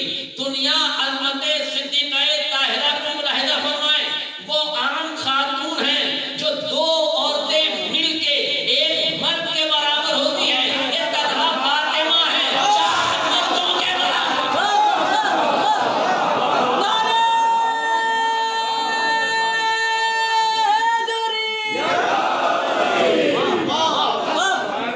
تنہا فاطمہ ہے 4 مردوں کے برابر۔ اب سمجھ میں آیا صدیقہ طاہرہ سے گواہ مانگنے کا، اسی لیے تو امام نے فرمایا صدیقہ ہے شہزادی، شہیدہ ہے شہزادی۔ آیت جو حدیث میں نے پڑھی اس کا ترجمہ یہ ہے کہ فاطمہ صدیقہ ہے، فاطمہ شہیدہ ہے۔ ان سے گواہ مانگنا ان کی صداقت پہ حرف گیری نہیں کرے گا، تاریخ ایسے سچوں کو جھوٹا لکھے گی جو فاطمہ سے گواہ مانگیں گے، اور ان کی پھر صداقت کا کوئی معیار نہیں رہ جائے گا۔ اس لیے شہزادی نے، اور یاد رکھیے گا حکومت نے، علامہ شہید باقر الصدر جن کو شہید خامس بھی کہا جاتا ہے، ایک نابغہ روزگار شخصیت لکھی تھی۔ انہوں نے ایک کتاب لکھی فدق فی التاریخ، عربی زبان میں یہ کتاب ہے، اس کا اردو ٹرانسلیٹ بھی ہو گیا ہے فدق تاریخ کی روشنی میں۔ علامہ جوادی کا ترجمہ کیا، مگر ترجمہ نہیں کیا، انہوں نے تلخیص کی اس کتاب کا سارانش کیا۔ وہ کتاب تھوڑی سی بڑی ہے، انہوں نے اس کتاب مین پوائنٹ نکال کے خلاصہ کر کے اس کا ترجمہ کیا ہے۔ اس کتاب میں ایک جملہ لکھا ہے، یہ جملہ آج بل گیٹس تک جائے گا اگر میں آپ کو سمجھا سکا تھا۔ اور بل گیٹس کا میں نے نام اس لیے لیا ہے کہ اس کے نیچے والوں تک آپ خود پہنچ جائیے گا۔ شہید صدر نے جملہ لکھا کہ فدق کی مالیت اتنی تھی کہ حکومت نے اسے لوٹ کر ان فقیروں کو دے دیا جو پتے چبا چبا کے زندگی گزار رہے تھے۔ فدق لوٹ کے تاریخ میں غنی کا لقب پا گئے۔ فدق لوٹ کے جاگیردار بن گئے، سرمایہ دار بن گئے۔ آج میرا جملہ واضح ہو جائے، زمینوں کو لوٹ کر سرمایہ داری کر لینا یہ آج کا نیا ہنر نہیں ہے، بڑا پرانا ہنر ہے، بڑا پرانا ہے۔ وہ فقیر جو مدینے کی گلیوں میں ٹہلا کرتے تھے، فدق کا مال لوٹ کے ضبط کر کے تاریخ نے ان کا نام جاگیرداروں میں لکھ دیا، زمینداروں میں لکھ دیا۔ اسی لیے میں کہا کرتا ہوں خدا ایسا زمیندار نہ بنائے جو زمیندار نہ ہو۔ زمینداری انہی کو زیب دیتی ہے جو زمیندار ہیں۔ اگر زمیندار ہیں تو زمینداری اپنی ہے، اگر بے ضمیر ہے تو زمینداری جھٹکے کی ہے۔ ایک سوال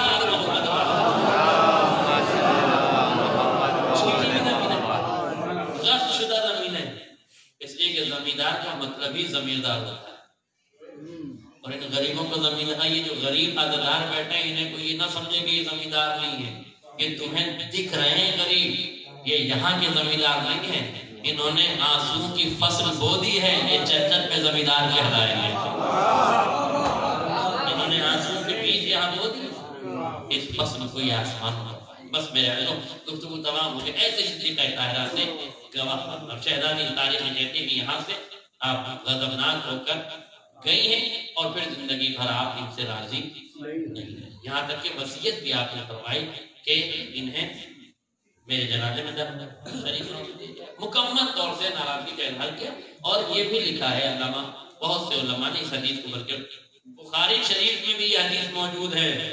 کتاب باری کے بعد اگر کسی کتاب کی باری آتی ہے تو صحیح بخاری ہی ہے. اس میں بھی یہ لکھا ہے من اغض فاطمہ تو بضعۃ منی، پیغمبر نے فرمایا فاطمہ میرا جگر گوشہ ہے.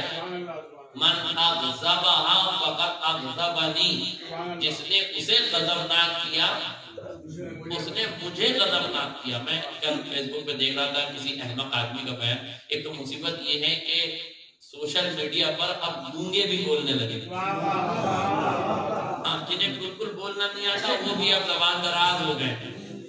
عجیب عجیب باتیں کہنے لگے کہ شہزادی جو غضبناک ہو کے گئی ہے تو حاکم نے غضبناک تھوڑی کیا، وہ تو خود ہی غصہ، بتائیے خود ہی کسی آدمی کو غصہ آتا ہے. اس حماقت کا کوئی جواب ہے؟ ایسے احمقوں کا تو میں نام بھی ممبر سے نہیں لینا چاہتا. کیا شہزادی خود سے کیسے غضبناک ہوگی؟ آپ سے حق مانگا، آپ نے حق نہیں دیا. جب آپ کسی کو حق نہیں دیں گے تو جس کو حق نہیں دیا جائے گا اسے غصہ ہونے کا حق ہے کہ نہیں؟ عجیب احمقانہ قانون ہے. غصے والے کو غصے میں بولنے کا بھی ادھیکار نہیں ہے. آپ میرا جملہ واضح ہو جاتا ہے. غصے والے کو اپنا غصہ دکھانے کا بھی ادھیکار نہیں. جن کا مال لوٹا جا رہا ہے، جن کا مال غصب کیا جا رہا ہے، انہیں بیان دینے کا حق ہے کہ نہیں؟ تو اگر وہ بیان دیتے ہیں تو پریشان ہونے کی ضرورت نہیں ہے. ماننے والوں کو سوچنا چاہیے کہ حضور نے ایسے کام کیوں کیے کہ جو انہیں کچھ کہا جائے. کل ملا کے شہزادی زندگی بھر ناراض رہی. بس آخری کچھ زندگی بھر ناراض ہوئی، کبھی آپ ان سے راضی نہیں ہوئی. انہوں نے چاہا بھی کہ مجھے معاف کر دیا جائے. اس لیے تاریخ نے لکھا ہے کہ دو بندے مولا کائنات کی خدمت میں آئے اور آنے کے بعد یہ کہا کہ یا علی، ہمیں قلق محسوس ہوتا ہے، نبی کی بیٹی ہم سے راضی نہیں ہے، ناراض ہے. ہم چاہتے ہیں کہ ان سے معافی مانگ لیں. آپ ہمیں اپنے بیت الشرف لے چلیے، ہم ان سے معافی مانگنا چاہتے ہیں. لیکن یہ جملہ کہنا چاہتا ہوں، ہمارا سماج اس بات کو تسلیم کرتا ہے.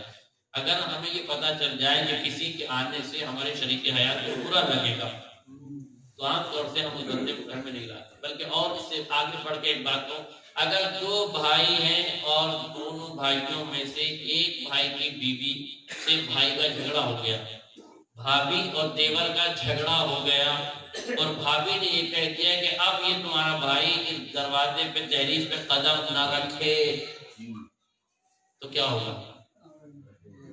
پھر اسے رکھنے نہیں دیا جائے گا. کیوں؟ جملہ سن لیجیے، چاہے جیسے سن لیجیے آخر تک، مگر اس جملے کو سنیے گا بھی، سمجھیے گا بھی، اور اپنی زندگی میں اپلائی بھی کیجیے گا. جب سماج میں پانی کے رشتے سر پہ چڑھ جائیں تو خون کے رشتوں کا پانی خود بخود ہو جائے گا.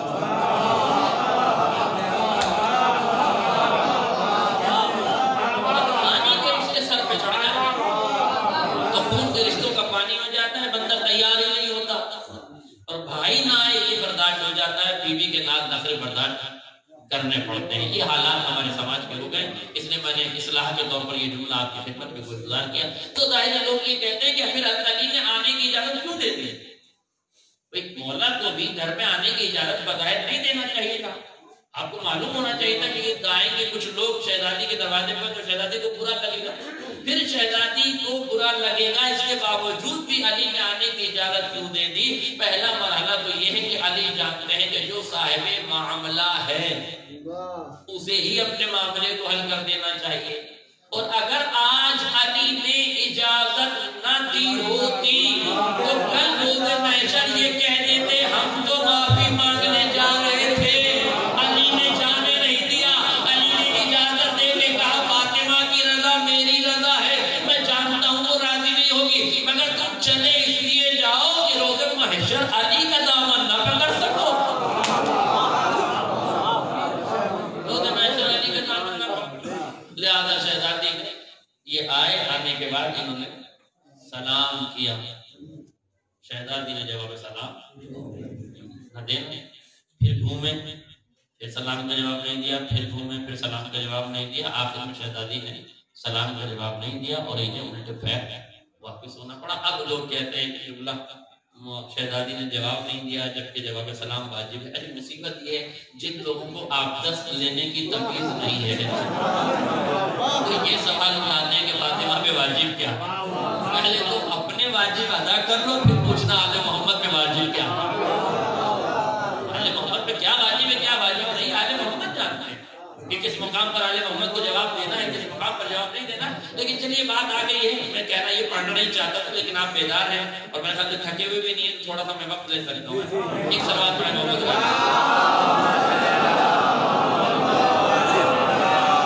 بس میں بہت جلدی اپنی بات کو مکمل کرتا ہوں، غور کیجیے گا۔ دیکھیے سلام کا جواب شہزادی نے کیوں نہیں دیا؟ میں ایک واقعے کا چھوٹے سے ایک واقعے کا سوال ہے، تھوڑی سی سماجی گفتگو بھی ہو جانی چاہیے۔ ایک شخص ہمارے چھٹے آقا کی خدمت میں آیا اور آگے کہتا ہے مولا میرا رہبار آپ کے ساتھ۔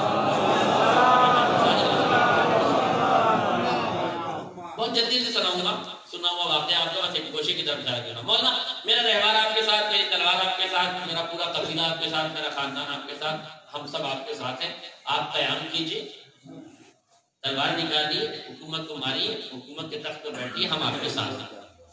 امام نے لب و لہجہ دیکھا، فوراً کہا کہ تنور جل رہا ہے، اس میں کود جاؤ۔ اس نے چبلا میں تو آپ کی مدد کرنا ہے تو آپ مجھے اگنی میں سمرپت کرنا چاہتے ہیں، یہ اگنی وسرجن کیوں میرے لیے؟ انہوں نے کہا تو میرا چاہنے والا ہے، میرے لیے تلوار دے رہا ہے، رہبار دے رہا ہے، خاندان دے رہا ہے، پہلے جان دے دے، اور جب جان ہی نہ رہے تو کیا دوں گا؟ کہا خود تو صحیح، کہا نہیں مولا یہ تو نہیں ہو سکتا۔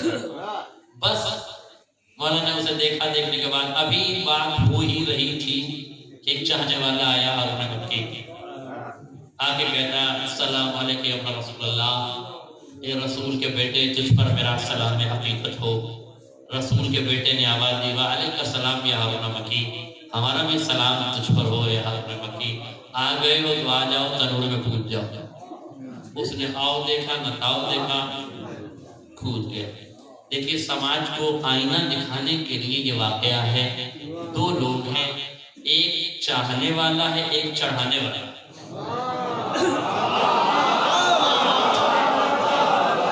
ایک چڑھانے والا ہے، ایک چاہنے والا ہے۔ چڑھانے والا بڑی بڑی ڈینگیں ہانکتا ہے، دعوے کرتا ہے، تلوار آپ کا، رہبار آپ کی، خاندان آپ کا، قبیلہ آپ کا، لاٹھی سب آپ کی۔ چڑھانے والا کہتا سب کچھ ہے، دیتا کچھ بھی نہیں۔ چاہنے والا کہتا کچھ بھی نہیں ہے، دیتا سب کچھ ہے۔ اسی لیے سماج میں چڑھانے والے کو منافق کہتے ہیں، چاہنے والے کو با ایمان کہتے ہیں۔ وہ با ایمان ہے اور یہ چڑھانے والا بے ایمان ہے۔ بات سمجھے؟ ایک جملہ اور سن لیجیے، امام نے دیکھیں کتنا خوبصورت واقعہ ہے، اس کو سمجھ نہیں پاتے، کتنی آسانی سے ایک بہت بڑے مسئلے کو حل کر دیا۔ چڑھانے والا قسمت کے پہلو میں بیٹھا ہے مگر اندر اندر سے جل رہا ہے۔ چڑھانے والا معصوم کے پہلو میں زندہ بیٹھا ہے مگر حسد کی آگ میں جل رہا ہے۔ چاہنے والا بھڑکتے ہوئے تنور میں کدا ہے مگر مطمئن ہے۔ معصوم دنیا کو بتا رہے تھے، چڑھانے والے معصوم کے پہلو میں بیٹھے رہیں، بیٹھے رہ جائیں، مدتوں رہ جائیں، تب بھی جلتے رہیں گے، انہیں سکون نہ ملے۔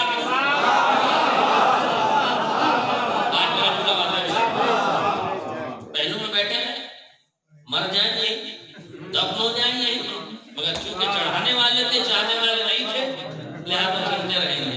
اور چاہنے والا دور ہے امام سے، تنور میں کدا ہے مگر مطمئن بیٹھا ہے۔ اور مولا ہارون مکی کو خالی تنور میں کودنے کے لیے نہیں کہہ رہے تھے، ہماری اور آپ کی بھی آنکھیں کھول رہے تھے کہ اگر میرے چاہنے والے ہو تو گھبرانا نہیں، جب میں دنیا میں نہیں جلنے دیتا تو آخرت میں کیسے؟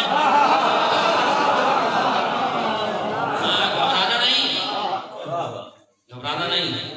اور ایک جملہ اور کہنا چاہوں گا میرے عقیدت دیکھیے، چاہنے والے اور چڑھانے والے کا فرق محسوس کیجیے۔ چڑھانے والا آیا، امام سے کہہ رہا تھا قیام کیجیے، اسی چڑھانے والے سے امام نے کہا کہ تنور کا دروازہ، تنور کا ڈھکن کھولو اور دیکھو کہ کیا کر رہے ہیں ہارون مکی۔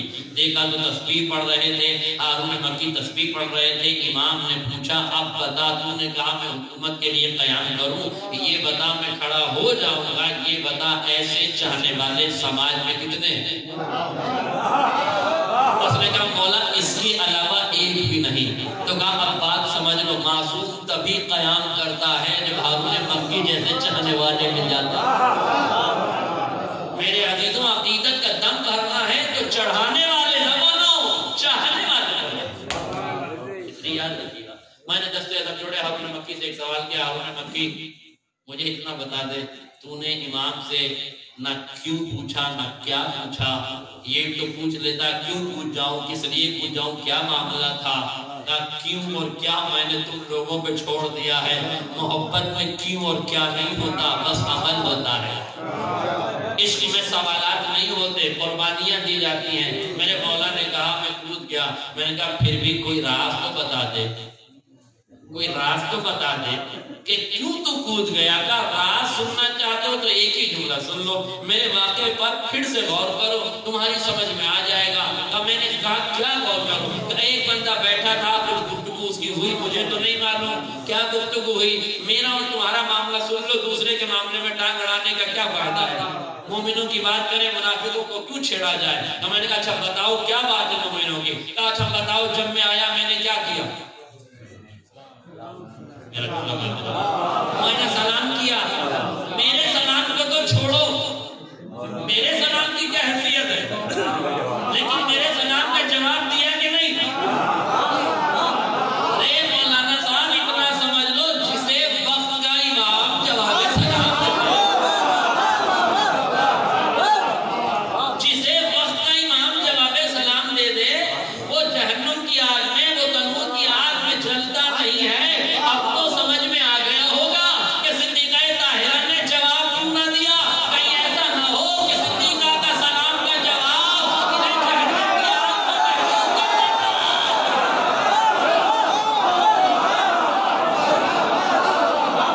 اس لیے شہزادی نے جواب میں یہاں سے چلے گئے، شہزادی نے سلام کا جواب نہیں دیا، بس ایک جملہ اور سمجھے بات میں گفتگو کر دوں، خالی جواب ہی نہیں دیا، معاف بھی نہیں کیا، نہ جواب دیا نہ معاف کیا۔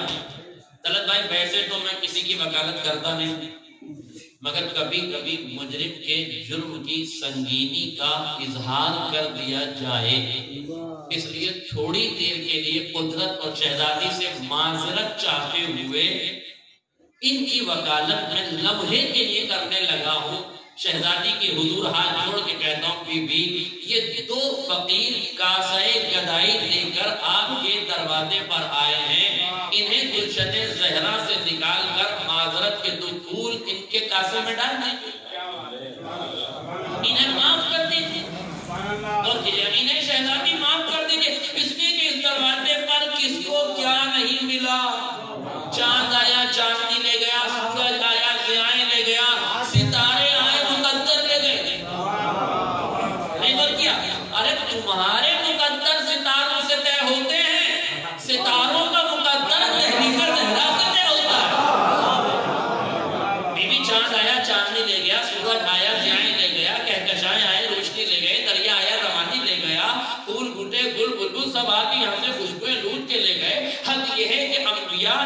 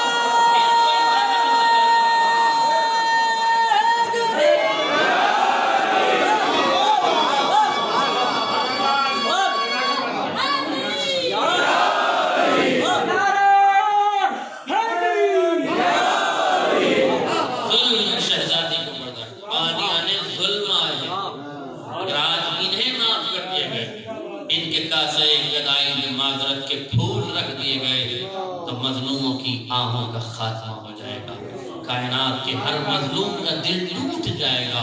اس لیے اس دہلیز سے ظالموں کو معاف نہیں کیا، ظالموں کو معاف کرنے کی کوئی نہیں۔ اس لیے بعض لوگ کہتے ہیں کہ جملہ یزید پر لعنت مت کیا کرو، اگر اللہ نے اسے معاف کر دیا تو۔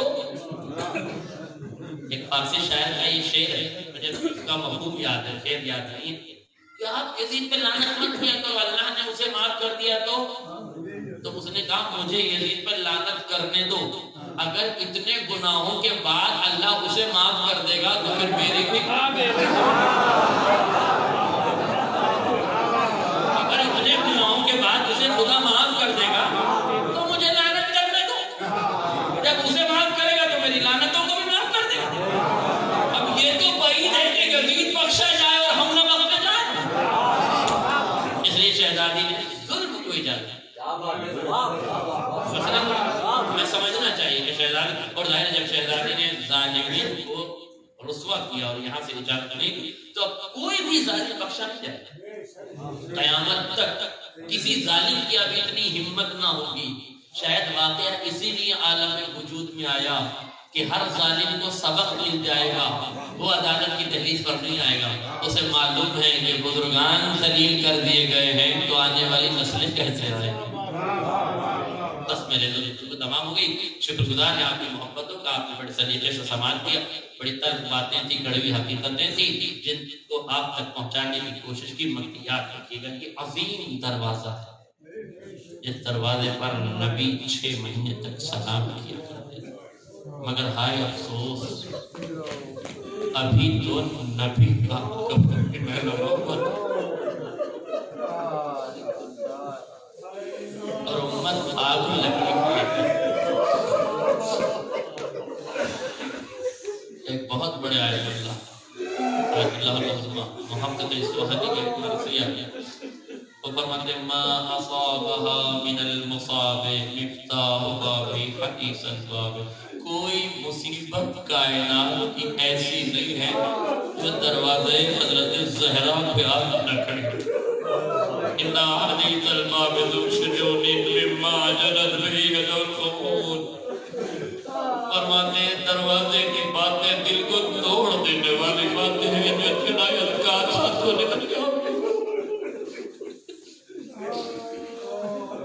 شہزادی کے دروازے پر آگ لکڑیاں لے کر آئے اور کہنے والے نے کہا فاطمہ گھر کا دروازہ کھول دو ورنہ گھر میں آگ لگا دیں گے۔ شہزادی نے فرمایا اس گھر میں آگ لگا دو گے جس میں رسول کے چھوٹے چھوٹے بچے آسان ہو جائے ہیں۔ صحیح صحیح کتابوں کی روایت یہ ہے کہ کہنے والے نے کہا وہ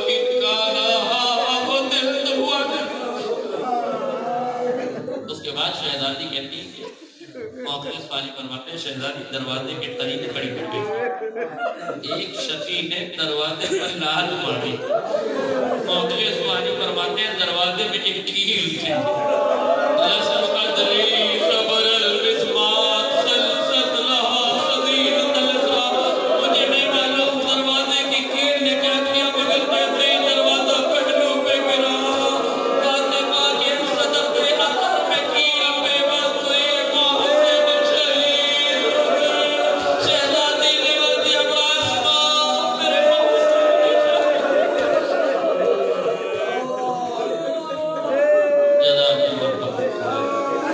خدا آپ کو کوئی غم نہ دے سوائے میرے دل ایک جملہ یاد رکھا، جس تیزی سے حادثاتی اموات کا سلسلہ جاری ہے، جس تیزی سے لوگ جلدی جلدی مر رہے ہیں، ان حالات میں یاد رکھنا ہم جانتے ہیں ہماری نمازیں کیسی ہیں، ہم جانتے ہیں ہمارے روزے کیسے ہیں، قبر میں اگر کوئی شے بچائے گی نا ہم کو تو آل محمد کی محبت بچائے گی۔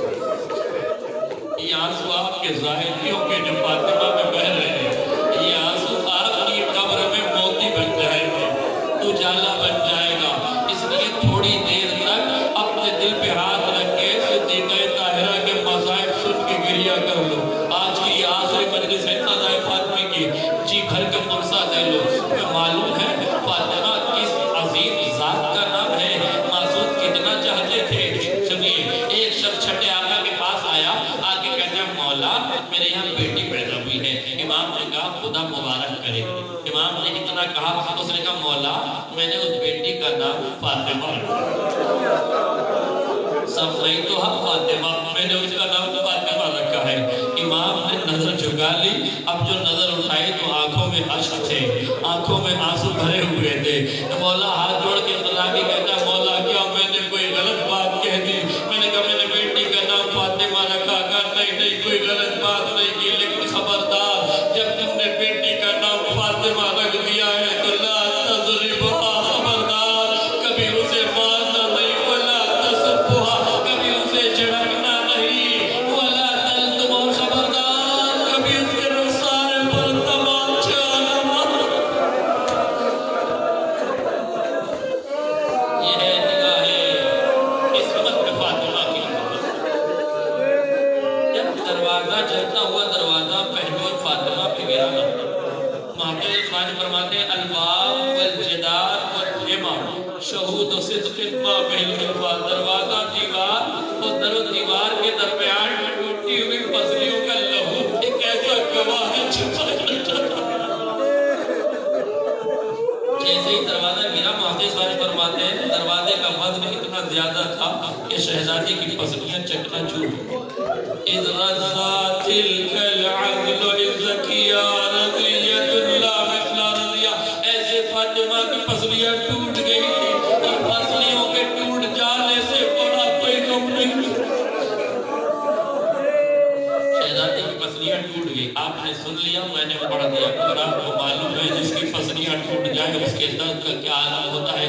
تاریخ کہتی ہے ہمارے 8ویں آقا کے پاس ایک شخص گیا, روزے پہ گیا, مشعل مقدس میں گیا, جانی کو پکڑ کے کہتا ہے مولا آپ کو آپ کی جد ماجدہ فاطمہ زہرا کی ٹوٹی ہوئی پسلیوں کا واسطہ میری دعا قبول کر لیجیے. ایک بار گیا, 2 بار گیا, 3 بار جا کے یہی جملہ کہتا ہے, آ کے سو جاتا ہے. رات میں میرا غریب امام اس شخص کے پاس آتا ہے, آ کے کہتا ہے میرے بھائی تو 3 دن سے آ کے کہہ رہا ہے فاطمہ کی ٹوٹی ہوئی پسلیوں کا واسطہ, خبردار ہم آل محمد کو فاطمہ کی ٹوٹی ہوئی پسلیوں کا واسطہ نہ دیا کرو, اور ہمارا جگر پھٹنے لگتا ہے.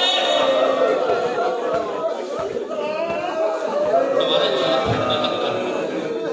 فاطمہ کی پسلیاں عزتداروں یہی تک پڑھا جاتا ہے. مگر میں آپ کو بتاؤں محمد اسماعیل نے سے آگے لکھا, جب دروازہ گر گیا, پہلو شکستہ ہو گیا, دروازے کی کیل پیٹ میں اپنے اقدس میں چھپ گئی, محسن شہید ہو گیا. اس کے بعد جب دشمن گھر میں داخل ہوا, علی کی طرف بڑھنے لگا, فاطمہ نے پوری قوت کے ساتھ اپنے آپ کو سمیٹ کے کھڑا کیا. جیسے ہی شہزادی اس طرف بڑھنے لگی, محمد اسماعیل فرماتے ہیں ایک شخص آگے بڑھا,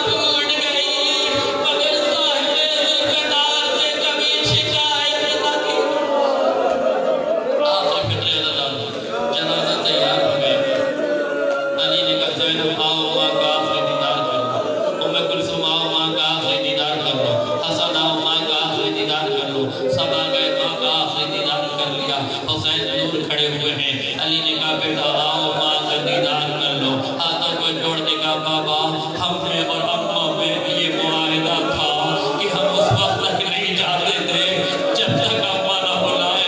हम अपने दस्तूर पर बाकी है, जब तक अम्मा न बुलाएंगे हम अम्मा का चेहरा नहीं देखेंगे। इतना सुनना था। इस मर्तबा बदले कफन में उठे, दोनों हाथ बराबर हुए। ए हुसैन आओ मेरे यारो, हुसैन फातिमा से लिपट गए। मलाइक में कोहरा पर यारी हुसैन को विदा कर दो। हुसैन ने फातिमा के नाम का अम्मा आज आपने बुलाया, मैं चला। कल करबला में जब मैं बुलाऊं अम्मा चली पसंदीदा आखिरी फिक्रे रिवायत के दी जनाजा तैयार हुआ। शब की तारीकी में चाचा साहब के साथ फातिमा का जनाजा का, नबी की इकलौती बेटी का जनाजा कायनात में इतनी गुर्बत से उठा है कि शायद इतने बड़े बाप की किसी बेटी का जनाजा इतनी गुर्बत से ना उठाया गया जैसी गुर्बत से फातिमा का जनाजा उठा। अली जनाजे फातिमा के जनाजे को लेके चले। अभी कुछ दूर चले थे, कब्रिस्तान में पहुंचे। अजीजों आखिरी फिक्रे सुन लीजिए। तारीख ये कहती है, आप मसले के शिया से ताल्लुक रखते हैं, हमारी फिक्र का ये कानून है कि अगर मैयत मर की है तो कब्र में कोई भी उतर सकता है और कोई भी कब्र में मैयत मिल सकता है। मगर मैयत अगर कानून की है तो शर्त ये है कि कब्र में लेने वाला भी महरम होना चाहिए, कब्र में देने वाला भी महरम होना चाहिए। कायनात का मुश्किल कुशा फातिमा के जनाजे को लेके देर तक सोचता रहा, अगर मैं कब्र में उतर जाऊं तो जनाजा देगा कौन? हसन हुसैन इतने छोटे हैं, न जनाजा ले सकते हैं, न जनाजा दे सकते हैं। सलमान नामहरम है, न जनाजा ले सकता है, न जनाजा दे सकता है। अली फातिमा के जनाजे को कब्र के किनारे खड़े सोच रहे हैं, ए परवरदिगार मुश्किल कुशा की मुश्किल आसान फरमा। मैं कैसे कब्र के हवाले फातिमा को करूं? दो हाथ कब्र से बराबर हुए, या अल्लाह फातिमा को मुझे दे दो। अली ने फातिमा को कब्र में उतारा, हाथों को जोड़ दिया, या रसूल अल्लाह। जब अमानत दी थी असलिया टूटी हुई न थी, रुखसार पे तमाचों के निशाना थे, बाजू पे ताजिया के निशाना था। या रसूल अल्लाह अली को माफ कर दीजिएगा, आपकी उम्मत ने रहने न दिया।